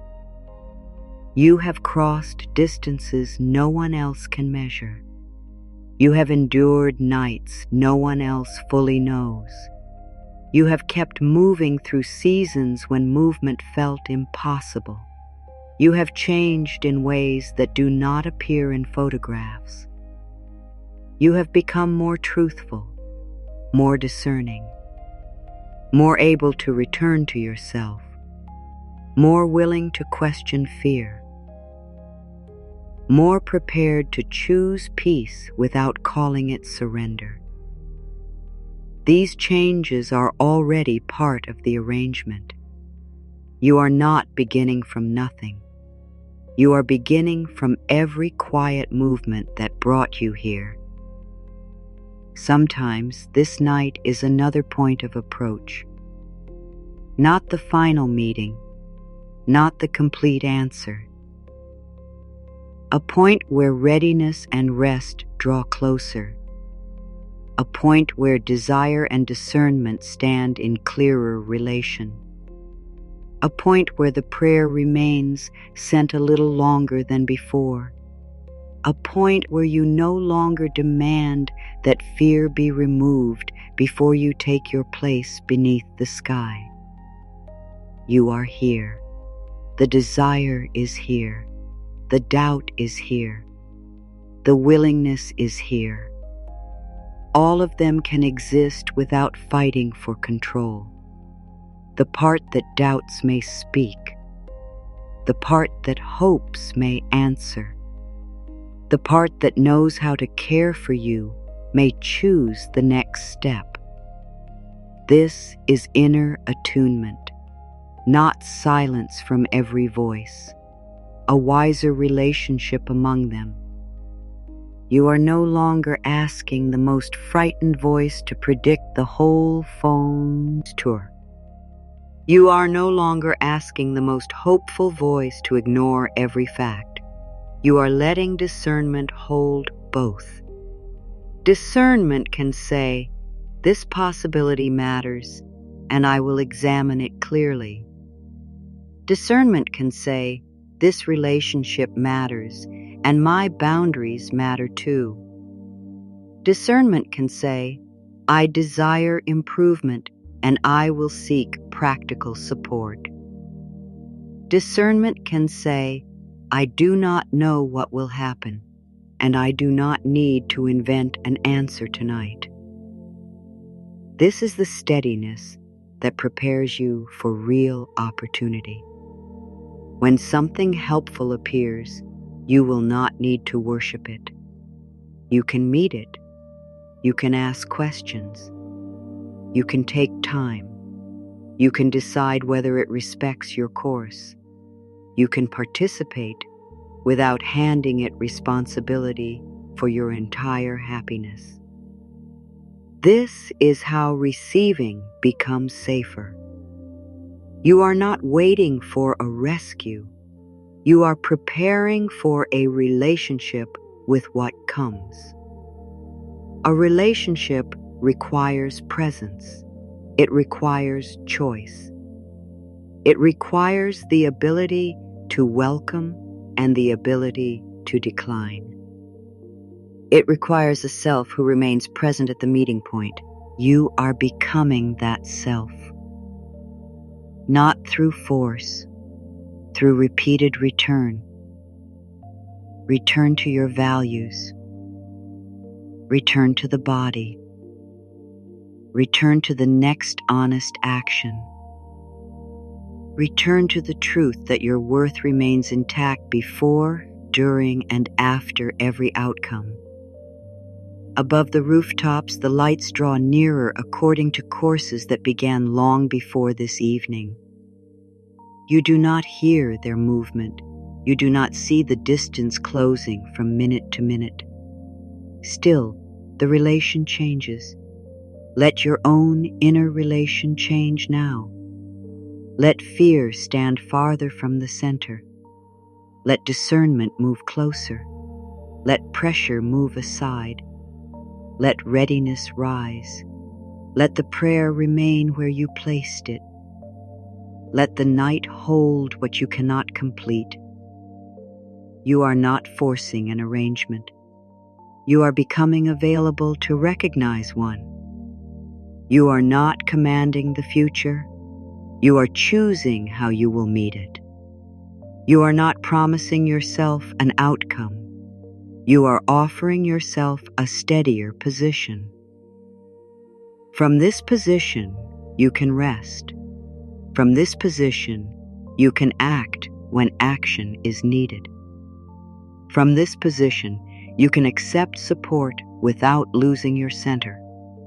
From this position, you can let different movements take different amounts of time. The sky remains wide enough. Your life remains unfinished enough. The good you have not yet seen remains possible enough. You do not need more than that tonight. One quiet opening, one honest course, one prayer left undisturbed, one willingness to believe that movement may be occurring beyond the rooftops. You can let the words return once more. I am aligned with good already approaching. Not as a decree, as a direction, not as a guarantee, as a readiness, not as a way to escape reality, as a way to meet reality without closing before it arrives. The lights continue. The distances change. And the meeting does not need to be rushed. Your course is carrying you forward, and tonight you are no longer pulling yourself away. Readiness does not ask you to become unguarded. It asks you to become clear. There is a kind of openness that comes from fear. It says yes too quickly because it is afraid the opportunity will disappear. It lowers standards because it does not trust that another chance will come. It confuses urgency with importance and intensity with meaning. That is not the position you are practicing tonight. Your willingness can remain awake. It can ask questions. It can take time. It can observe whether words and actions remain consistent. It can step closer without surrendering the right to step back. Nothing healthy requires you to ignore what you know. Nothing supportive asks you to silence the wisdom gained through experience. The paths above the rooftops do not merge into one body when they appear together. Their closeness does not erase their distinct courses. Each continues to carry its own direction, pace, and distance. This is the kind of meeting you are preparing to recognize. A meeting in which you remain present. A meeting in which your voice remains yours. A meeting in which connection does not require confusion. A meeting in which the good entering your life can stand beside your self-respect. You may have learned to think that receiving means becoming completely available. You may have believed that to prove trust, you had to remove every limit. You may have stayed in conversations long after they became harmful. You may have agreed to terms that did not honor you. You may have accepted unclear behavior because you were afraid that asking for clarity would push the person or possibility away. Yet what can meet you only while you are silent is not truly meeting you. What can remain only while you disappear is not standing beside you. What asks you to betray your own course cannot become part of a healthy arrangement. This truth may bring grief. You may look back and see moments when you abandoned your position in order to keep something near. You may remember how carefully you studied another person's needs while leaving your own unnamed. You may recall the promises you made to yourself and then broke because closeness seemed more urgent than inner steadiness. Do not use these memories to punish yourself. You acted from what you understood then. You may have been trying to preserve connection. You may have been trying to prevent another ending. You may have been repeating what once seemed necessary for belonging. These patterns were not created because you lacked worth. They were created because some part of you believed that worth had to be proven through accommodation. Tonight, you do not need to prove anything. You can remain kind without becoming endlessly available. You can be compassionate without accepting repeated harm. You can stand without agreeing. You can forgive without restoring access. You can hope for someone and still recognize that their path is theirs. This is not coldness, it is order. The night sky would lose its beauty if every wanderer were forced into one point. The arrangement matters because distance and distinction remain. Nearness becomes visible without destroying identity. Your life can hold this kind of order too. People may come close. Opportunities may meet your preparation. Support may appear. A new responsibility may enter. A desire may begin taking practical form. You are not required to dissolve into any of it. You remain the one who chooses how to participate. This is especially important when a long-awaited possibility begins to move. The first sign of progress can create a rush. After so much uncertainty, you may want to secure the result immediately. You may feel pressure to say yes before the full picture becomes visible. Pause is not rejection. Careful thought is not ingratitude. Reading the details is not negativity. Seeking advice is not weak faith. A real opportunity can withstand reasonable examination. A healthy person can respect a thoughtful boundary. A wise decision often becomes clearer when the first wave of urgency passes. You can let the lights draw near without naming the meeting too soon. One bright evening does not reveal the whole course. Consistency matters. Time reveals whether the movement is stable. Actions reveal whether the words carry weight. Your body may also offer information. Not every discomfort means danger, and not every excitement means safety. Old fear can make healthy situations feel unfamiliar. Old longing can make unhealthy situations feel irresistible. This is why discernment cannot depend on sensation alone. You gather facts, you examine patterns, you speak with people whose judgment you trust. You look at what the situation asks of you. You consider what it supports and what it costs. You do not need to make a spiritual meaning from every reaction. Sometimes you are tired. Sometimes you need more information. Sometimes the answer is no. Sometimes the answer is not yet. Sometimes the answer is yes, with conditions that protect what matters. This complexity does not make you difficult. It makes you responsible for your own course. The good that fits your life will not always be effortless. A meaningful opportunity may require work. A healthy relationship may require communication. A new chapter may ask you to learn unfamiliar skills. Support does not mean the absence of responsibility, but responsibility is different from constant depletion. Growth is different from repeated humiliation. Compromise is different from surrendering your values.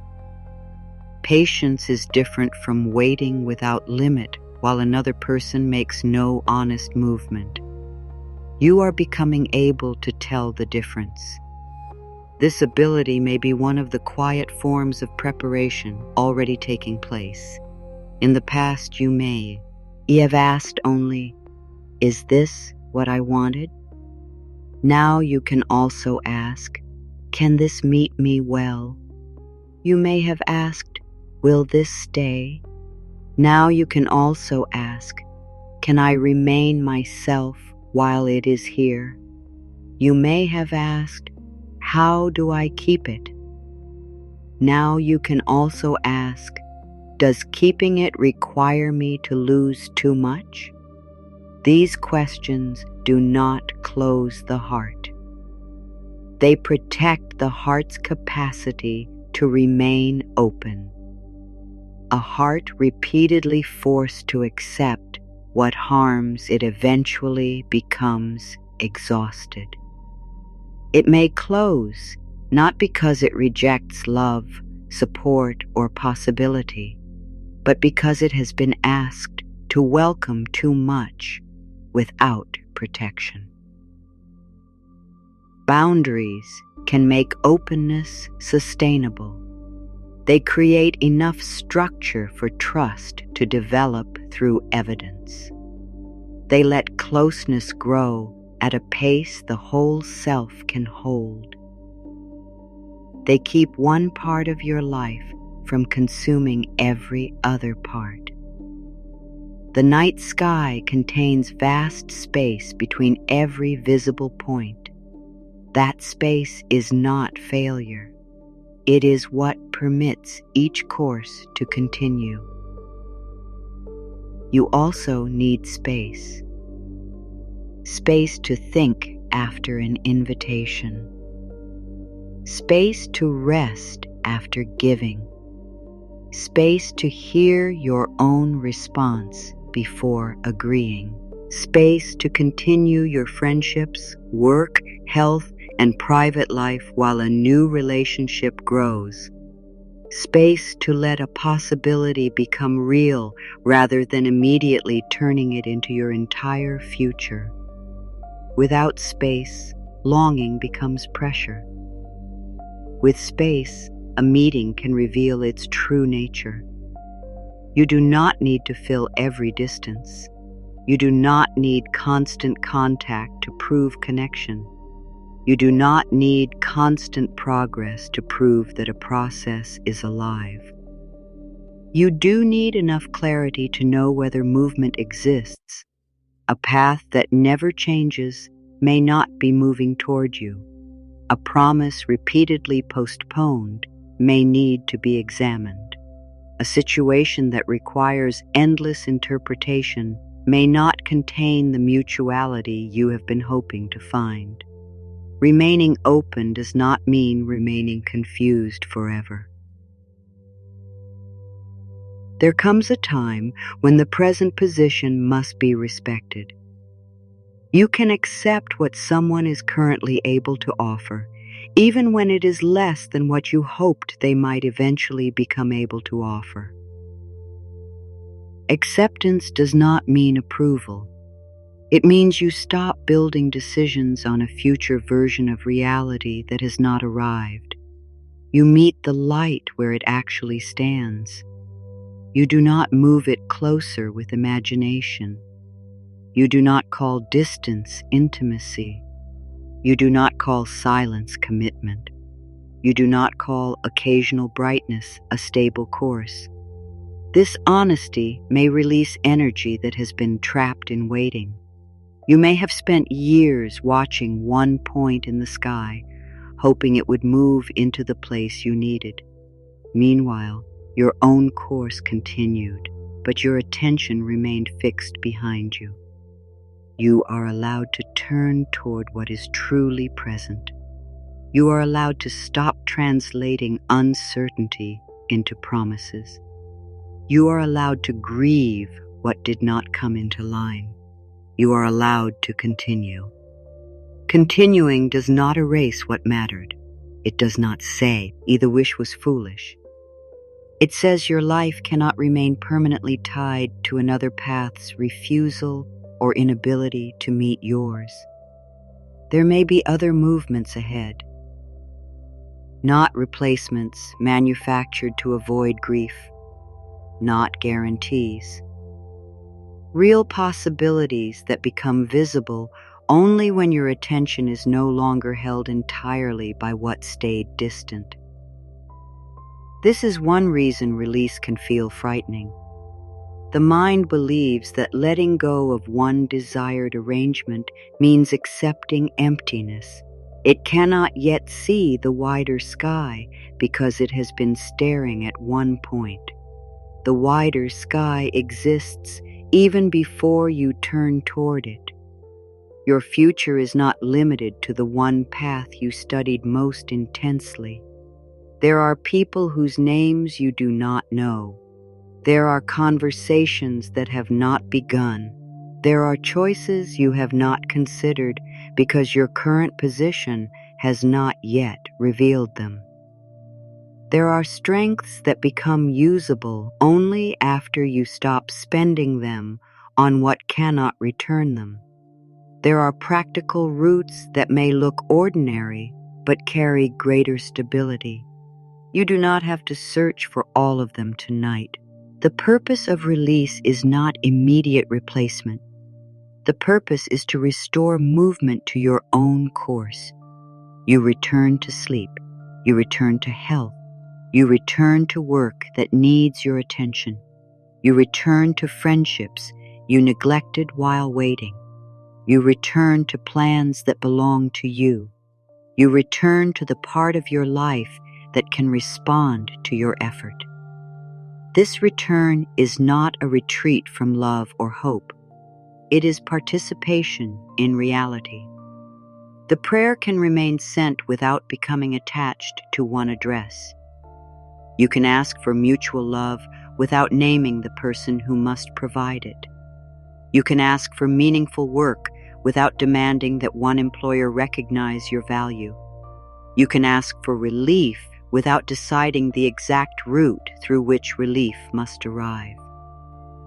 You can ask for clarity and remain willing to receive an answer that changes your plan. A spacious request does not mean you care less. It means you are no longer trying to control every movement beyond your reach.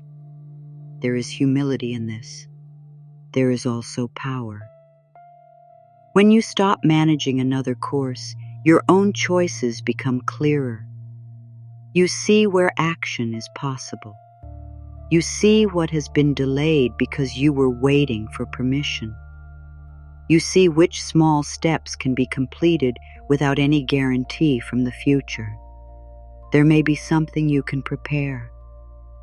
A document, a conversation, a skill, a budget, a question for a qualified professional, a safer plan, a boundary stated in plain language. These actions are not attempts to force the sky. They are ways of tending your position.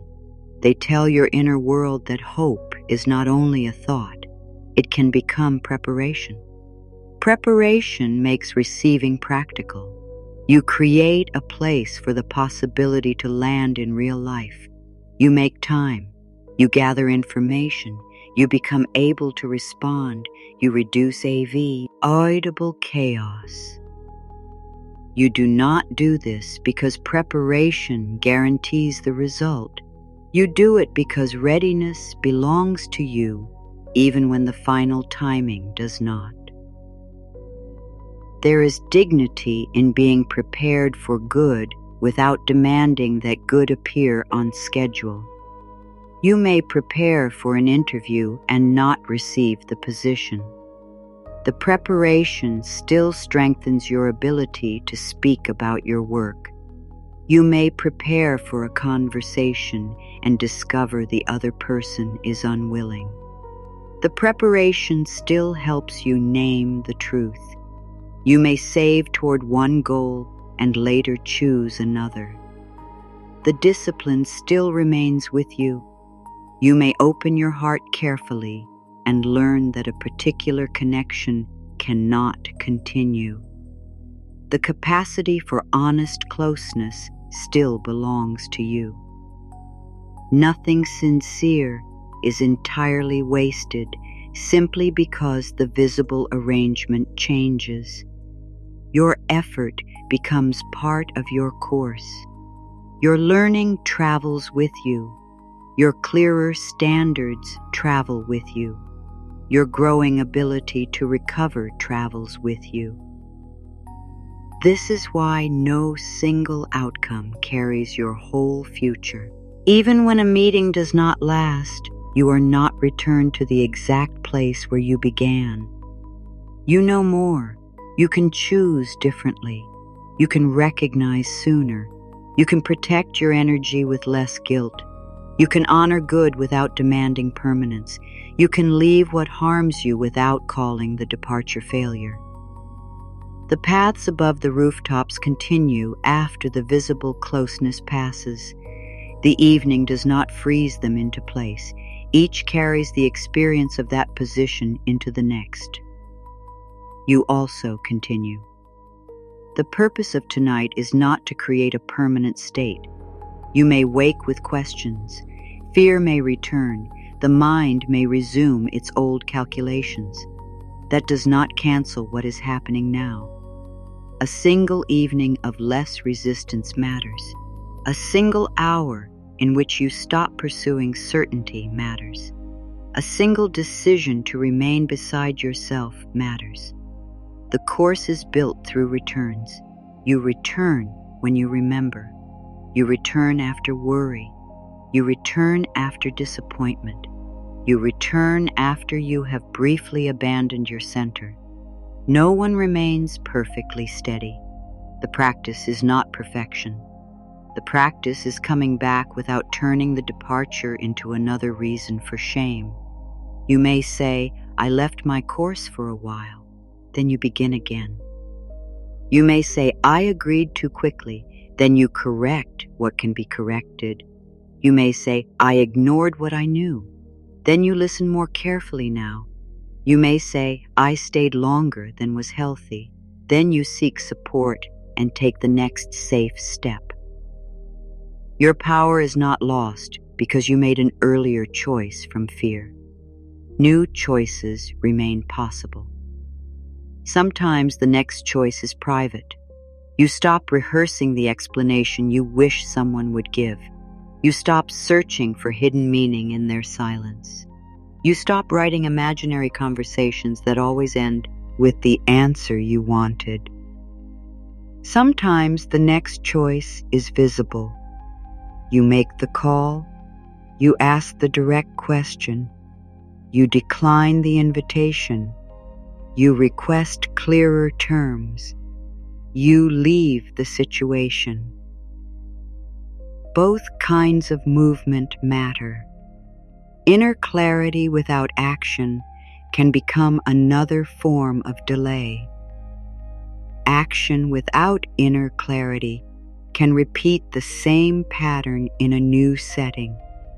You are bringing them closer. What you understand and what you do begin to stand in one line. This is a meeting within you, your values and your behavior. your desire and your discernment, your hope and your practical wisdom. For a long time, these may have traveled separately. You wanted peace while choosing situations that kept you in constant uncertainty. You wanted respect while excusing repeated disregard. You wanted rest while treating exhaustion as proof of commitment. You do not need to condemn that contradiction. You can let the parts draw nearer now. You can choose one act that reflects what you say you value. One boundary, 1 hour of sleep, one honest answer, one request for help, one refusal to keep explaining yourself to someone committed to misunderstanding. The inner conjunction does not need to be dramatic. It may be the quiet relief of finally acting in the same direction as your deepest truth. This relief can feel unfamiliar. You may even mistake it for emptiness because the usual conflict is absent. The mind has been so accustomed to pursuit that steadiness may seem uneventful.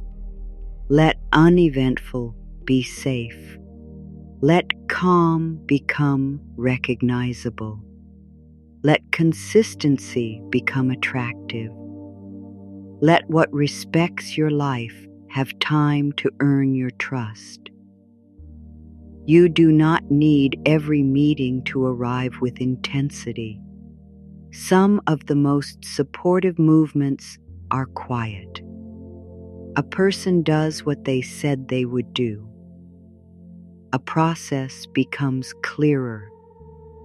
A professional explains the next step. A friend remains present without demanding performance.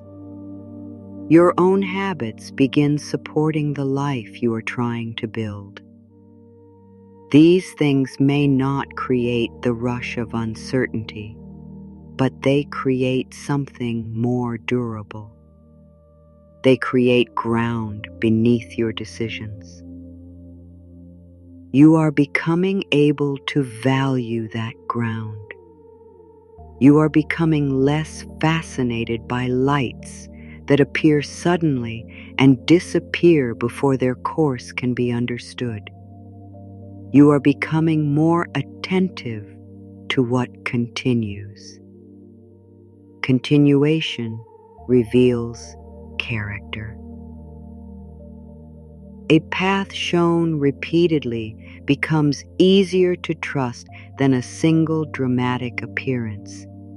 This applies to your relationship with yourself as well. You trust yourself by returning, by keeping small promises, by respecting your limits before resentment takes over, by admitting what you know, by seeking help when the situation exceeds what you can safely carry. You do not build self-trust through perfect prediction. You build it through reliable response. You may not know what will happen. You can know how you intend to treat yourself while it happens. You may know whether the opportunity will remain. You can know that you will read carefully, ask questions, and honor your values. You may not know whether someone will meet you. You can know that you will not chase them beyond the point where you disappear. You may not know how long the waiting will last. You can know that your whole life will not be placed on hold. This is readiness with roots in reality. It does not depend on constant optimism. It depends on your willingness to remain present. You remain present when the answer pleases you. You remain present when the answer disappoints you. You remain present when more information is needed. You remain present when the course must change. You are not asking life to spare you every difficult moment. You are learning that difficult moments do not require self-abandonment. This knowledge can soften the fear of receiving. Sometimes you resist good not because you do not want it, but because every new beginning carries the possibility of change. Support can require adjustment. Love can reveal old defenses. Opportunity can increase responsibility. Greater visibility can bring scrutiny. The desired meeting may ask you to become more visible too. You may need to speak more clearly. You may need to stop hiding behind the belief that nothing ever works. You may need to let someone help without immediately repaying them through exhaustion. You may need to tolerate the vulnerability of being valued. You may need to remain in a calm situation long enough for the body to learn that calm is not the silence before harm. This is part of receiving readiness. You are not only preparing to get something, you are preparing to have a relationship with it. Can you let support you? Can you let respect feel ordinary? Can you let a good day remain good without searching for the coming reversal? Can you accept praise without immediately reducing yourself? Can you rest after progress instead of inventing another emergency? These capacities may develop gradually. You do not need to master them tonight. The first step is recognizing that good can also feel unfamiliar. You may need time to adjust to what you once prayed for. There's nothing wrong with that. The wanderers do not meet by abandoning their pace at the final moment. The closeness is reached through the same steady movement that carried them across the earlier distance. Your pace can remain honest too. You can welcome slowly. You can trust through evidence. You can let a new reality become familiar over time. There is no prize for rushing your nervous system into agreement. There is wisdom in letting experience build safety. At the same time, you can challenge the reflex that rejects everything unfamiliar. Caution can remain active without becoming a permanent wall. Ask what is actually happening, not what happened before, not what fear predicts. What is happening now? Are words and actions matching? Is there respect for your limits? Is the responsibility shared? Is the process becoming clearer? Can concerns be discussed without punishment? Does your life remain larger than this one situation? The answers matter more than a dramatic feeling. They help you see the true position of the lights. You do not need to invent closeness. You do not need to deny it either. You can let reality reveal the arrangement. This is a peaceful form of attention. It watches without gripping. It participates without controlling. It remains responsive without becoming consumed. You have the ability to practice this. Not always perfectly. Enough to wait one night before making a pressured decision. Enough to ask one clear question. Enough to respect one uneasy fact. Enough to acknowledge one consistent kindness. Enough to leave the future open while protecting the present. The prayer remains sent. Your standards remain with you. Your course remains yours. What is meant to meet you in a healthy way must meet the person you truly are, not the version of you created by fear of loss. You do not need to shrink your needs to make the meeting easier. You do not need to perform constant gratitude to deserve support. You do not need to hide your questions. You do not need to promise permanence before trust has formed. You can arrive honestly. You can say, "This matters to me." You can say, "I need clarity." You can say, "I am interested and I need time." You can say, "This does not work for me." You can say, "I need qualified help." You can say, "I am ready to take the next step." Each honest sentence keeps you in your own path. The other path may respond. It may move closer. It may reveal distance. Either response provides truth. Truth may not always bring the result you wanted, but it ends the exhaustion of trying to create an arrangement through guessing. You deserve the relief of knowing what is real. You deserve support while facing what is real. You deserve to remain whole even when reality asks you to change direction.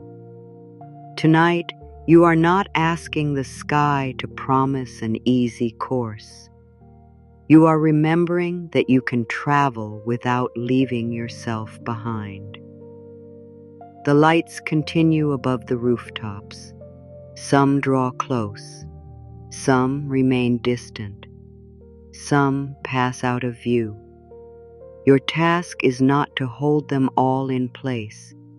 Your task is to remain faithful to the movement that is yours, to care for the life already in your hands, to prepare where preparation is wise, to rest where no further action is available, to welcome what respects your dignity, to release what repeatedly asks you to disappear.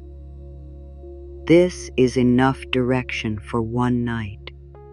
You do not need the complete map of the sky. You need only the next true position, the next honest response, the next return to yourself.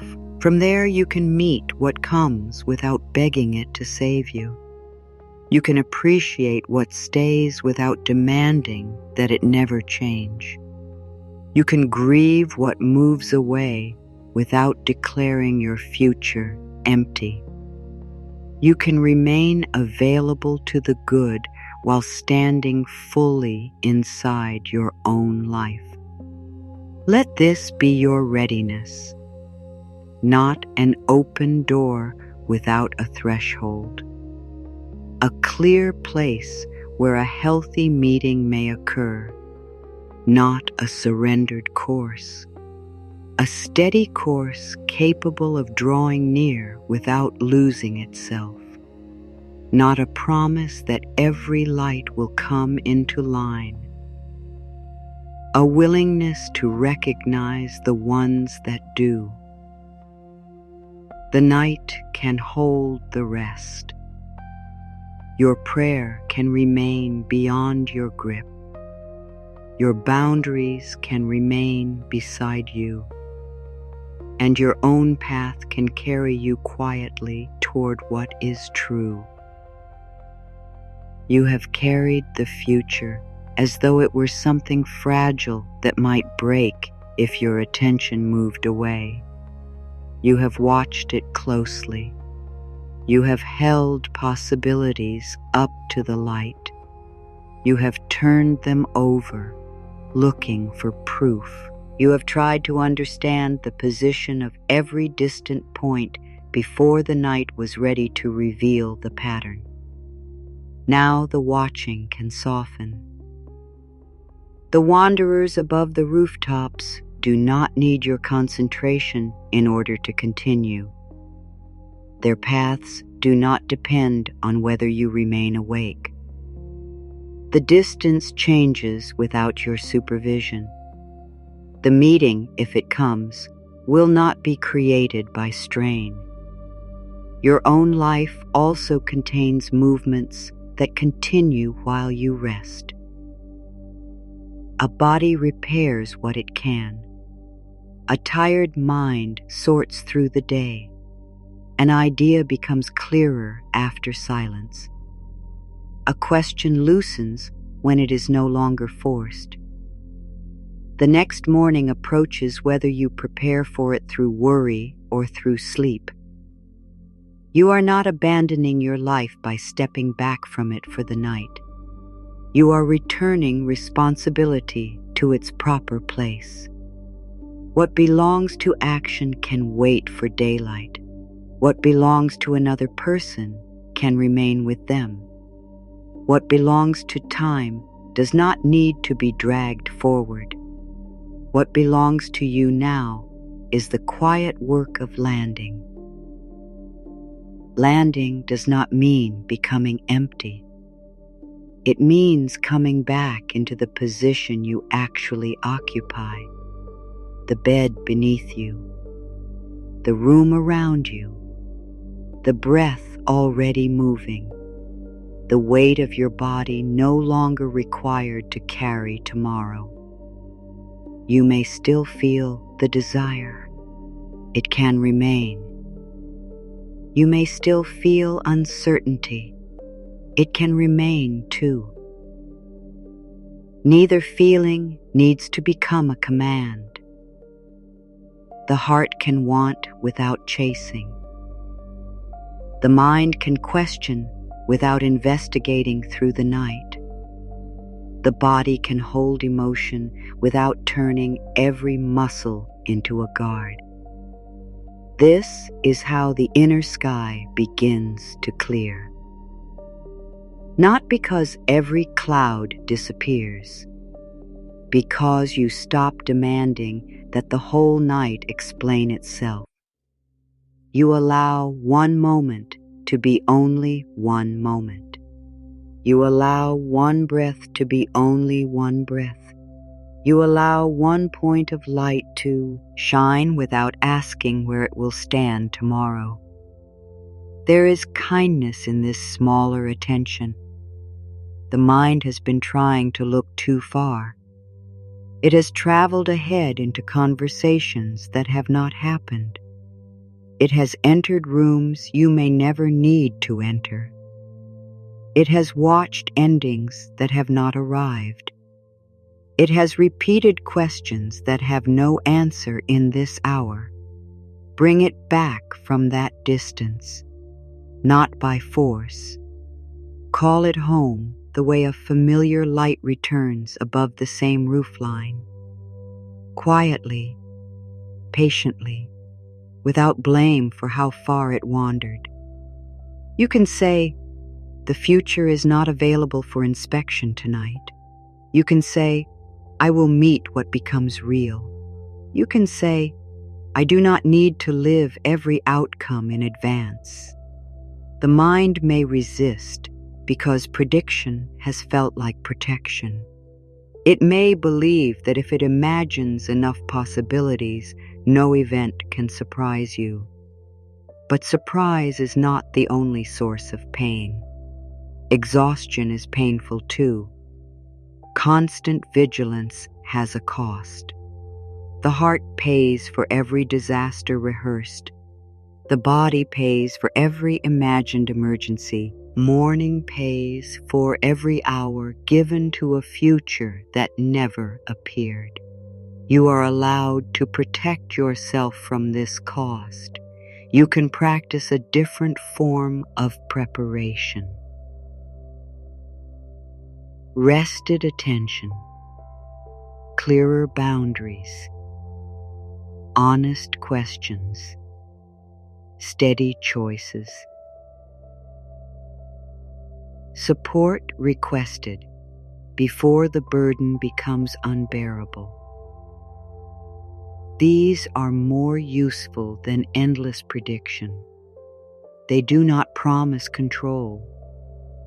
They increase your capacity to respond. You may trust that capacity. You have met difficult mornings before. You have made decisions without complete information. You have changed direction. You have asked for help. You have survived answers you did not want. You have discovered strength after believing you had none left. This does not mean you should expect difficulty. It means you do not need to treat uncertainty as proof that you will be helpless. You will meet the next real moment when it arrives. You do not need to meet it now. The night is not the future's waiting room. It is part of your life. It deserves to be lived as night, darkness, stillness, the roofline becoming a quiet edge, the distant wanderers continuing beyond the reach of ordinary sight. No announcement, no demand, no need for the sky to reassure you before you close your eyes.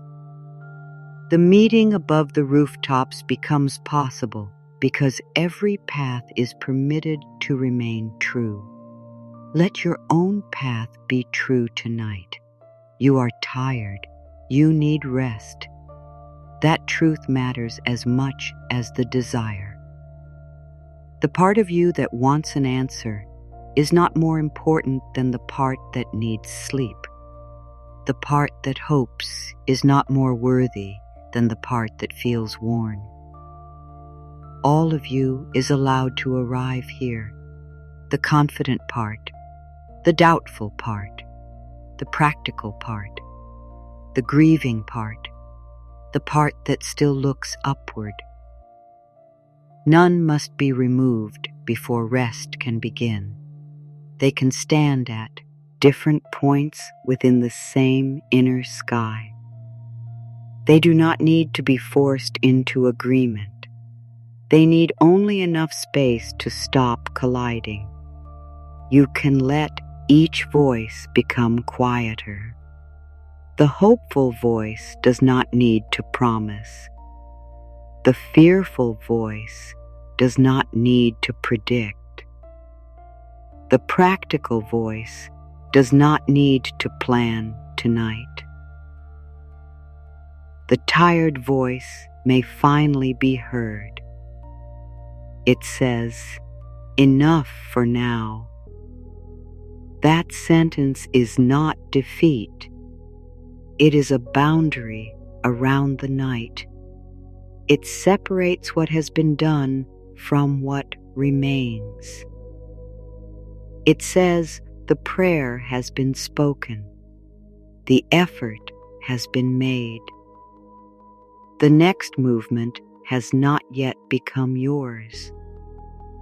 There is nothing dishonest about stopping here.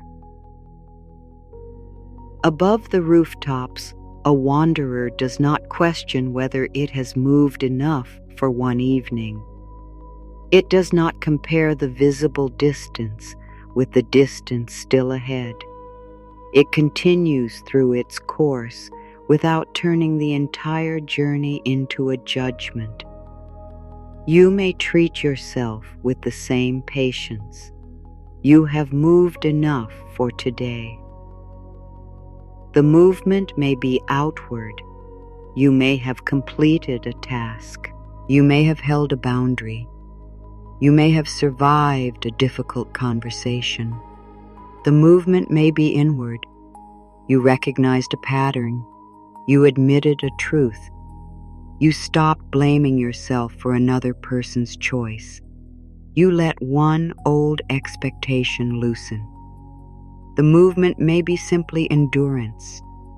You remained here. You made it through the hours.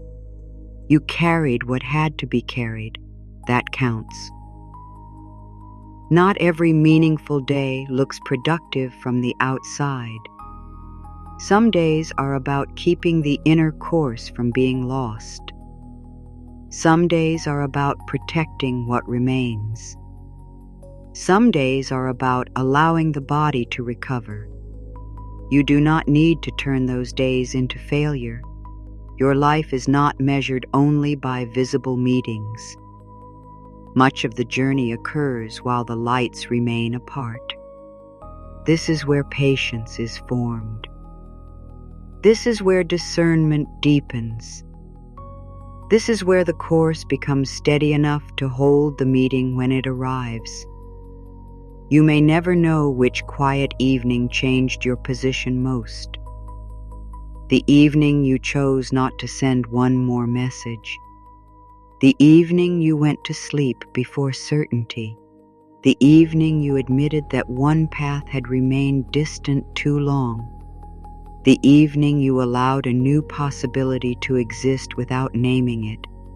The evening you stopped treating calm as emptiness. Tonight may be one of those evenings. There is no need to make it important. Let it be ordinary.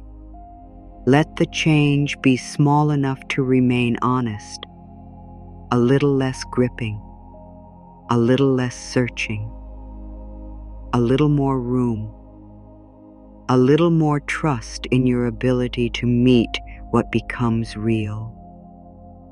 From this softer position, the first-person words can fall through the mind like quiet points appearing one by one. You do not need to repeat every line. You do not need to believe each one completely. Let the words that fit remain. Let the others pass without struggle. Each line is a possible position. Each line offers a direction. No line is a demand. I remain open to healthy good. I trust my honest pace. I honor what is true. I welcome clear support. I choose steadiness over strain. I let timing stay spacious. I release the need to chase. I respect my own course. I make room for clarity. I can rest before answers. I am more than this delay. I meet facts with courage. I stay present with myself. I choose what respects me. I let distance tell the truth. I do not invent closeness. I am ready for mutual care. I welcome practical help. I keep wise boundaries. I release false urgency. I trust consistent movement. I allow good to be simple. I remain whole in change. I can begin again. I am not behind. I move at a human pace. I value what continues. I listen before agreeing. I ask what I need. I can change direction. I let one door close. I keep the wider sky. I release one fixed form. I stay open to truth. I do not abandon myself. I welcome peaceful progress.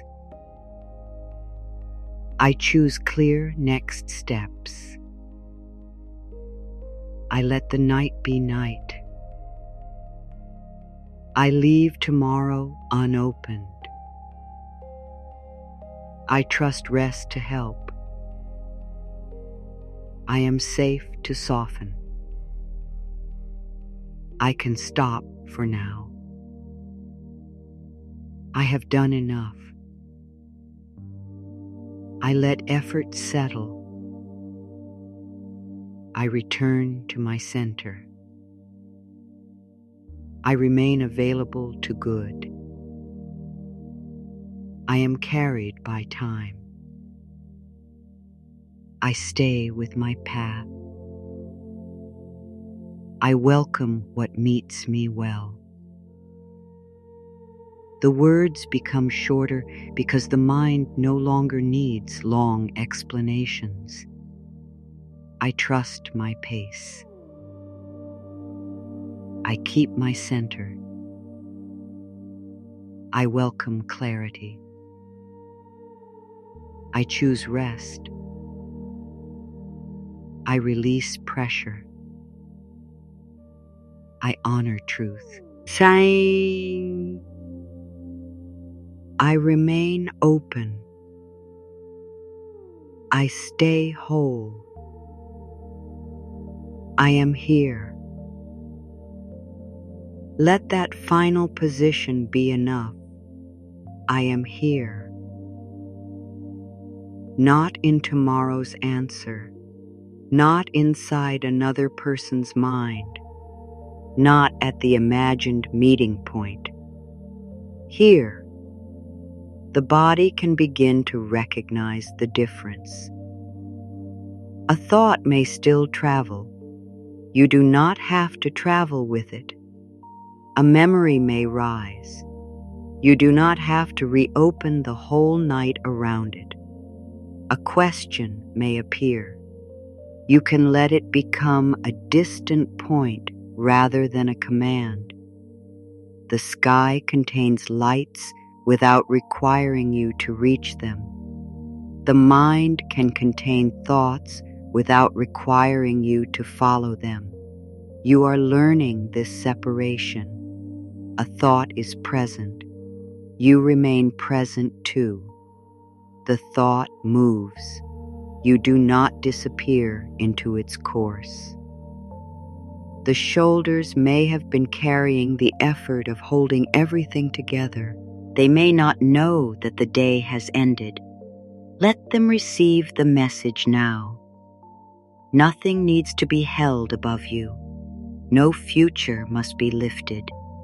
No answer must be carried across the night. The shoulders can lower by whatever degree feels natural.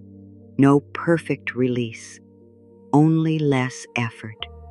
The jaw may still be holding words that were not spoken, answers that did not come, or explanations repeated too many times. It does not need to finish the conversation. The jaw can become less responsible. The tongue can rest. The mouth can remain quiet without losing the truth. The truth will still be available tomorrow. The brow may be gathered around one question. Let the question widen. It does not need to disappear. It can become less sharp. A distant light rather than a point pressed against the mind. The eyes have looked far enough. They have searched faces, screens, signs, and imagined horizons. They may close without missing what belongs to you. What requires attention will become visible again in daylight. The eyes can leave the roofline. The night will continue without being watched. The breath does not need to become deep on command. Let this stay ordinary. Let it arrive as it arrives. Let it leave without being measured. One breath does not need to prove calm. The next does not need to improve the one before. Breathing can remain simple movement, in, out, arrival, departure. The chest may still hold the prayer. It does not need to push the prayer outward again. The request has already been named. Let the chest become a place of keeping rather than sending. Not keeping through grip. Keeping through tenderness. The heart can want without working all night. It can carry desire in a quieter rhythm. The stomach may be holding the unease of what has not been decided. It may have tightened around uncertainty, as though uncertainty were something dangerous that had entered the room. Remind it that no decision is being demanded now. No answer must be produced from the body. The body is not an oracle. It does not need to predict. It needs support, warmth, quiet. Enough space for the muscles to stop preparing for an event that is not occurring. Let the stomach soften by one small degree. No force, only permission to stop bracing. The hands may have practiced holding the phone, holding the plan, holding the imagined future in one exact shape. They may become empty now. An empty hand is not a hand that has lost everything. It is a hand no longer required to grip. It can rest where it is, open or closed. There is no correct position, only reduced effort. The legs have carried you through the visible part of the day. They do not need to continue the journey while you sleep. The path will still be there. The next step will still exist. The legs can become heavy enough to belong fully to the bed. Their work is complete for now. The feet do not need to know where the course leads. They need only recognize that they have arrived at this night. Arrival can move slowly through the body. The head arrives. The shoulders arrive. The arms arrive. The hands arrive. The chest arrives. The stomach arrives. The legs arrive. The feet arrive. You are no longer standing at the imagined future. You are landing in the place that holds you now. The surface beneath you does not ask for an explanation. It does not ask whether the prayer will be answered. It does not ask whether the paths will meet. It holds the weight that is present. You can let yourself be held with the same simplicity. The night has room for your unfinished life. It has room for the prayer that remains unanswered. It has room for the hope you cannot fully explain. It has room for the caution that still needs evidence. Nothing must be solved before you belong here. The body may take longer than the words. That is natural. A body trained through repeated worry does not always trust rest immediately. It may remain alert even while you understand that the hour is safe enough. Do not turn this into another problem. Alertness can be present. Rest can begin beside it. One part may continue watching. Another can soften. One part may listen for change. Another can become heavy.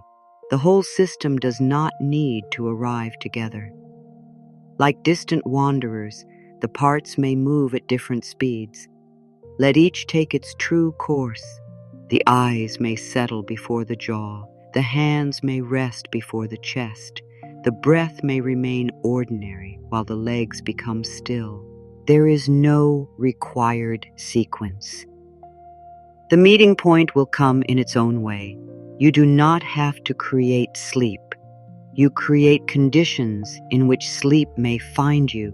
Less light, less effort, less conversation with the future, more weight given to the present surface, more permission for thoughts to pass without response, more trust that the night knows how to become late.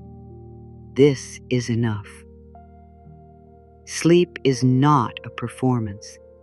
It is not earned by saying the right words. It does not arrive because you have become perfectly peaceful.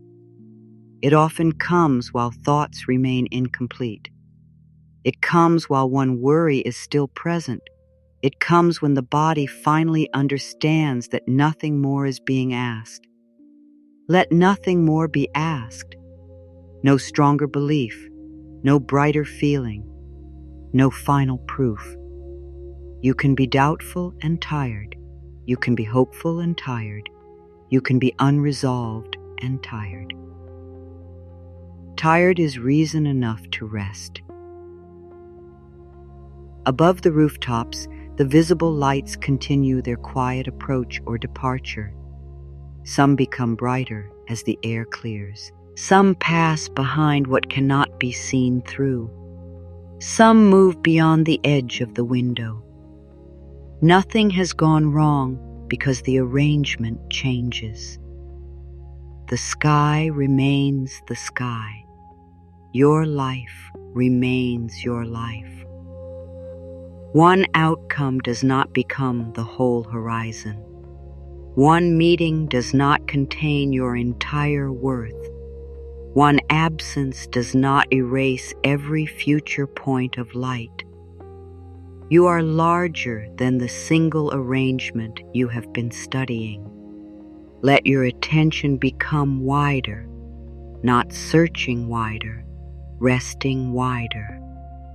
The whole night around the one desire, the whole life around the one question, the whole self around the one uncertain part. There is space, enough space for the prayer, enough space for doubt, enough space for sleep. The request does not need to leave. It needs only to stop occupying every direction. Place it among the distant lights. Let it have one position. Do not move it. Do not measure it. Do not pull it closer through imagination. Let it remain where it is. You remain where you are. The distance between you does not need to be crossed tonight. Time may change the position. Action may change the position. Truth may change the position. Another person's choice may change the position. You do not need to decide which movement will occur. You can meet the visible change later. For now, the inner words can become very small. I am here. I am held. I can rest. Nothing to chase. Nothing to prove. Nothing to force. One quiet breath. One heavy hand. One softer jaw. One settled shoulder. One supported back. One resting leg. One silent room. One open night. You are landing. The head is landing. The shoulders are landing. The arms are landing. The hands are landing. The chest is landing. The stomach is landing. The legs are landing. The feet are landing. The whole body is arriving. No hurry, no test, no performance. Only arrival. The prayer remains sent. The path remains true. The sky remains in motion. You remain here. Rest can begin before the meeting. Rest can begin before the answer. Rest can begin now. The night has carried you far enough from the place where you began. You started with a prayer that could not remain released. You felt it move outward, then watched doubt reach after it. You knew the familiar urge to call it back, revise it, inspect it, and protect yourself from the risk of hoping. It has not disappeared. It has not been answered through force. It has only been given space to remain sent. That space matters. Within it, the mind no longer has to perform every possible future. The body no longer has to stay awake as proof that the desire is important. Your care remains real even as effort begins to settle. The wanderers continue above the rooftops. They have not hurried because you are tired. They have not stopped because your eyes are closing. Each remains within its own movement. Each keeps a pace that cannot be altered by worry. You have seen how separate paths may appear unrelated for a long time. You have seen how distance can change gradually, quietly, without offering daily evidence. You have seen how one visible meeting may be prepared through years of motion no observer could fully measure. This understanding does not promise that every path will meet. It gives you a more honest relationship with what you cannot yet see. This is enough openness for tonight. Not certainty, not prediction, not the belief that every desire must become exactly what you imagined. Only the willingness to stop closing before reality arrives. The prayer can remain simple. You want what supports life. You want peace that does not require self-betrayal. You want love that can meet you honestly. You want work that respects your effort. You want enough support to breathe more freely. You want clarity where confusion has lasted too long. You want the courage to act when action is yours. You want the wisdom to release what cannot meet you. There is nothing shameful in these desires. They do not make you demanding. They make you human. You are not required to defend your longing before sleep. You are not required to make the wish smaller so disappointment will hurt less. You are not required to hold the whole future close enough to monitor it. You may want deeply and still rest. You may care deeply and still stop for the night. You may remain open without remaining on guard. There may be one concern that still wants to stand at the center. It may present itself again because it senses that your attention is leaving. It may offer one last argument. It may claim that this is the moment when you must solve everything. Let it speak briefly. You do not need to silence it. You can answer with one steady truth. This will still matter tomorrow. The concern does not need to be erased in order to be postponed. The decision does not need to be denied in order to wait for daylight. The relationship does not need to be dismissed in order to stop analyzing it. The prayer does not need to be withdrawn in order to stop repeating it. What is real will remain real after rest. What requires action will still require action. What requires support can still be carried toward qualified help. Nothing useful is lost by meeting it with a clearer mind. You are not avoiding your life. You are choosing the condition in which you can meet it more wisely. This is practical trust. You trust that a rested self may see more clearly than an exhausted self. You trust that no healthy opportunity depends on panic. You trust that a true boundary remains true after sleep. You trust that another person's course cannot be managed through your sleeplessness. You trust that your worth does not change during the hours when no result appears. These are not grand claims.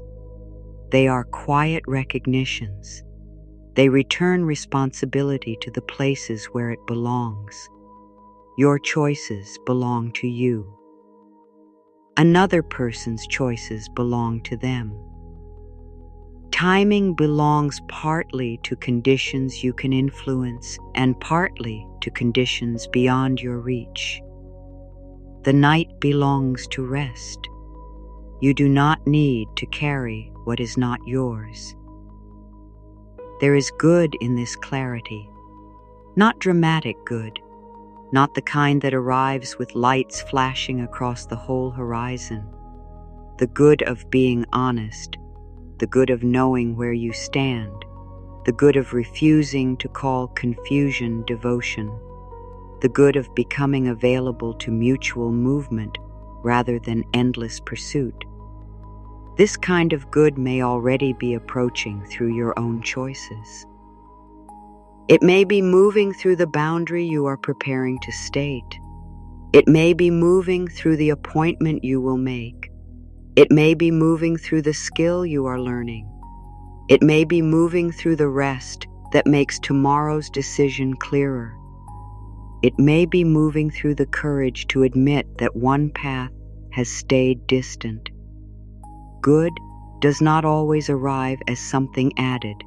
Sometimes it arrives as what you finally stop carrying, a responsibility that was never yours, a hope tied to one unavailable person, a belief that delay proves unworthiness, a habit of searching for reassurance where consistency should have stood, a demand that every answer arrive before you permit yourself peace. These burdens can move out of the center. They may not vanish in one night. They can become less central. The wider sky can return. You may remember that life contains more than one unfinished question. There are ordinary comforts. There are people who have shown care. There are small abilities you use without celebrating them. There are choices still available. There are future mornings that do not yet know the shape of today's fear. There are possibilities that cannot be seen from this position. The night does not ask you to count them. It asks you to stop declaring that none exist. You can leave room. Room is enough. Room is not a promise. Room is an absence of premature refusal. It is the unoccupied space in which a clearer answer may eventually stand. It is the distance that permits one course to remain distinct from another. It is the pause before you respond. It is the night between one effort and the next. You have made room now. The prayer has room. Your doubt has room. Your body has room. The future has room to become something other than the conclusion fear wrote for it. You do not have to fill that room with affirmations. You do not have to make yourself feel inspired. You may let the room remain quiet. Silence is not emptiness when it is holding you. The bed is quiet, and it supports your weight. The room is quiet, and it gives your body shelter. The night is quiet, and it carries countless movements beyond your hearing. Your own stillness can also contain movement. The pulse continues. The breath continues. The body continues its private work. Rest is not the absence of life. It is one of life's necessary courses. You may give yourself to it without apology. The day has asked enough. The future has borrowed enough attention. The question has occupied enough space. The prayer has been handled enough. Let it remain untouched. No more revisions, no additional conditions, no warning attached to it.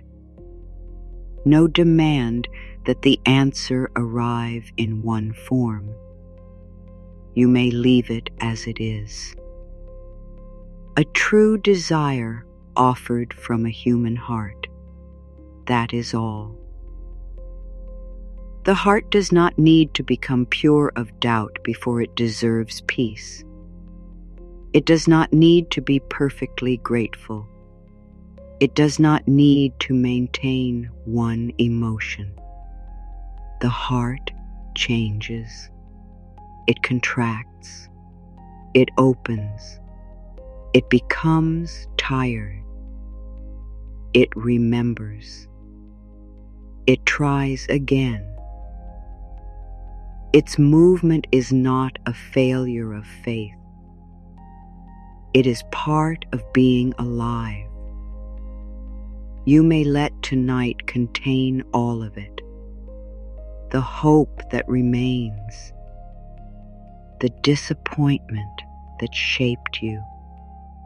The caution that wants evidence. The readiness that is growing. The strength that does not feel dramatic. The longing that still has no answer. Nothing needs to be expelled. The parts can exist at different distances. They can move without collision. One may draw nearer to peace tonight. Another may remain far away. The whole self can still rest. You are not waiting for perfect inner agreement. You are letting the conflict lose its grip. This is already occurring. The mind is reading shorter sentences. The body is carrying fewer instructions.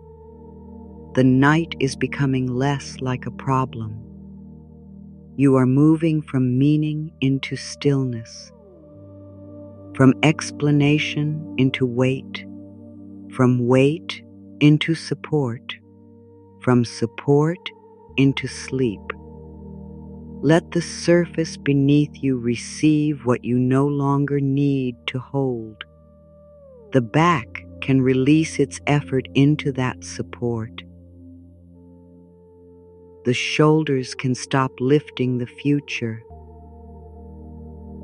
The arms can become quiet. The hands can remain empty. The legs can be done traveling. The feet can stop searching for the next step.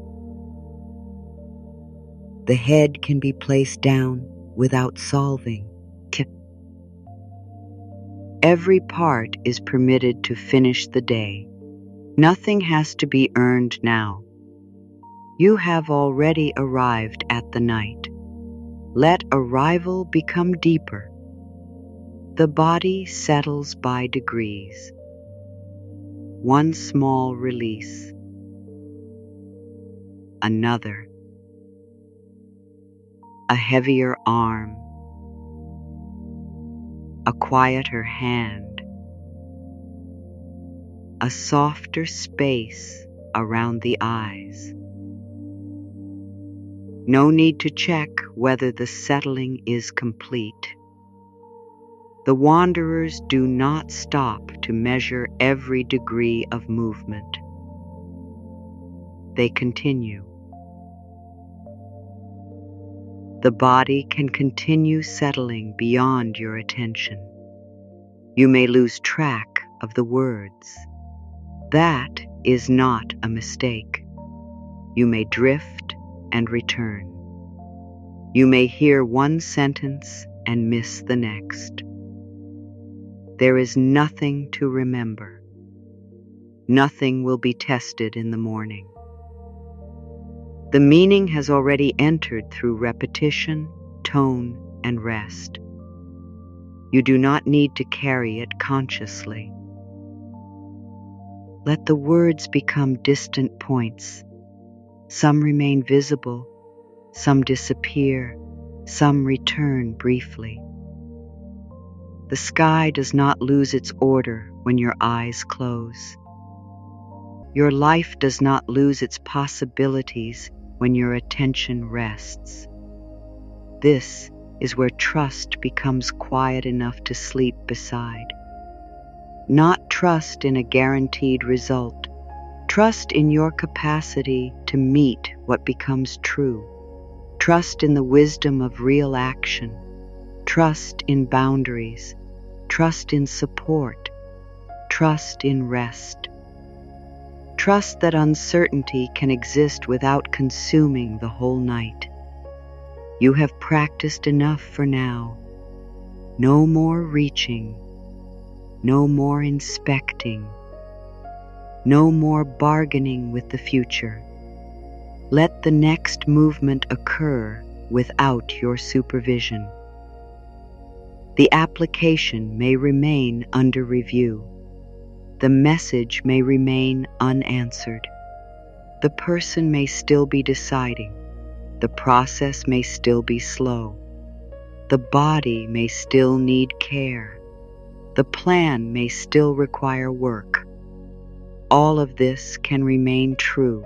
You can still sleep. Your sleep does not declare the matter unimportant. It declares that you are also important. The one who hopes needs care. The one who waits needs care. The one who carries responsibility needs care. You are included in the life you are trying to improve. Do not leave yourself outside the prayer. Do not ask for good while treating your own body as expendable. Let rest become part of the answer you can give yourself now. You cannot give yourself every outcome. You can give yourself this night. You can stop arguing with what has not yet happened. You can stop rehearsing loss. You can stop trying to force the lights into one line. Let the sky keep moving. Let other lives keep moving. Let time keep moving. You may become still. Stillness does not place you behind. It restores the strength required for your next honest movement. There will be a morning. The room will change. The roofline will become ordinary again. The lights that are visible now will pass beyond sight. The concerns may return with daylight. When they do, you can meet them one at a time, not as a whole imagined future. One fact, one choice, one conversation, one limit, one step. You do not need tomorrow's strength tonight. Tonight's strength is the ability to stop. Stopping can be wise. Stopping can be complete. Stopping can protect what will be needed later. Let the mind become less interested in the final arrangement. It does not need to know which lights will meet. It does not need to know how long they will remain close. It does not need to know what the meeting will mean. The mind can rest in the larger truth that movement exists beyond what it sees. Your own life remains in motion. You are still learning, still choosing, still becoming more honest, still discovering what can meet you well, still leaving behind what requires your disappearance. These movements continue. You do not need to push them through the night. They have their own momentum now.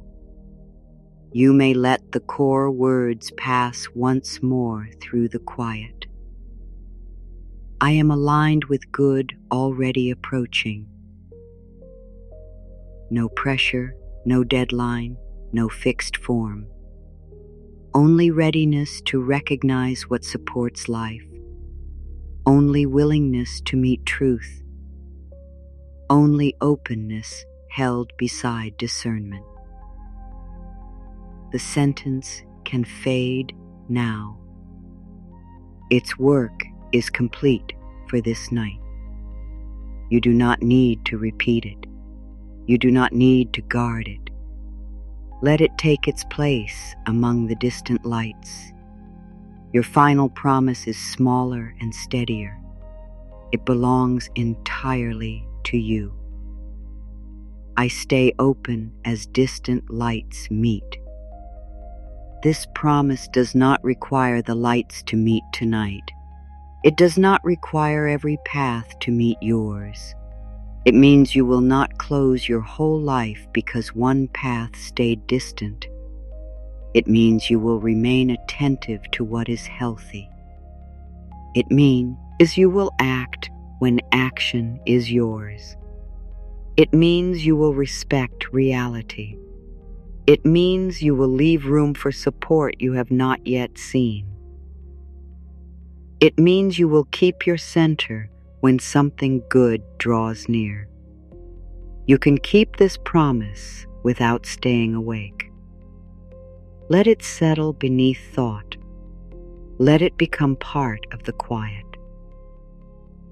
The room does not need another sentence. The body does not need another instruction. You have reached the place where words can become fewer. The prayer is sent. The day is complete. The future is closed for the night. The bed is holding you. The breath is carrying itself. The sky is moving. You are resting. No need to follow. No need to know. No need to watch. The lights move. The distance changes. Bow. The night holds. The body lands. The mind loosens. The heart rests. You are safe enough here. You have done enough here. You may leave the rest here. Good is finding its way to you. Sleep beneath the wide, unhurried sky.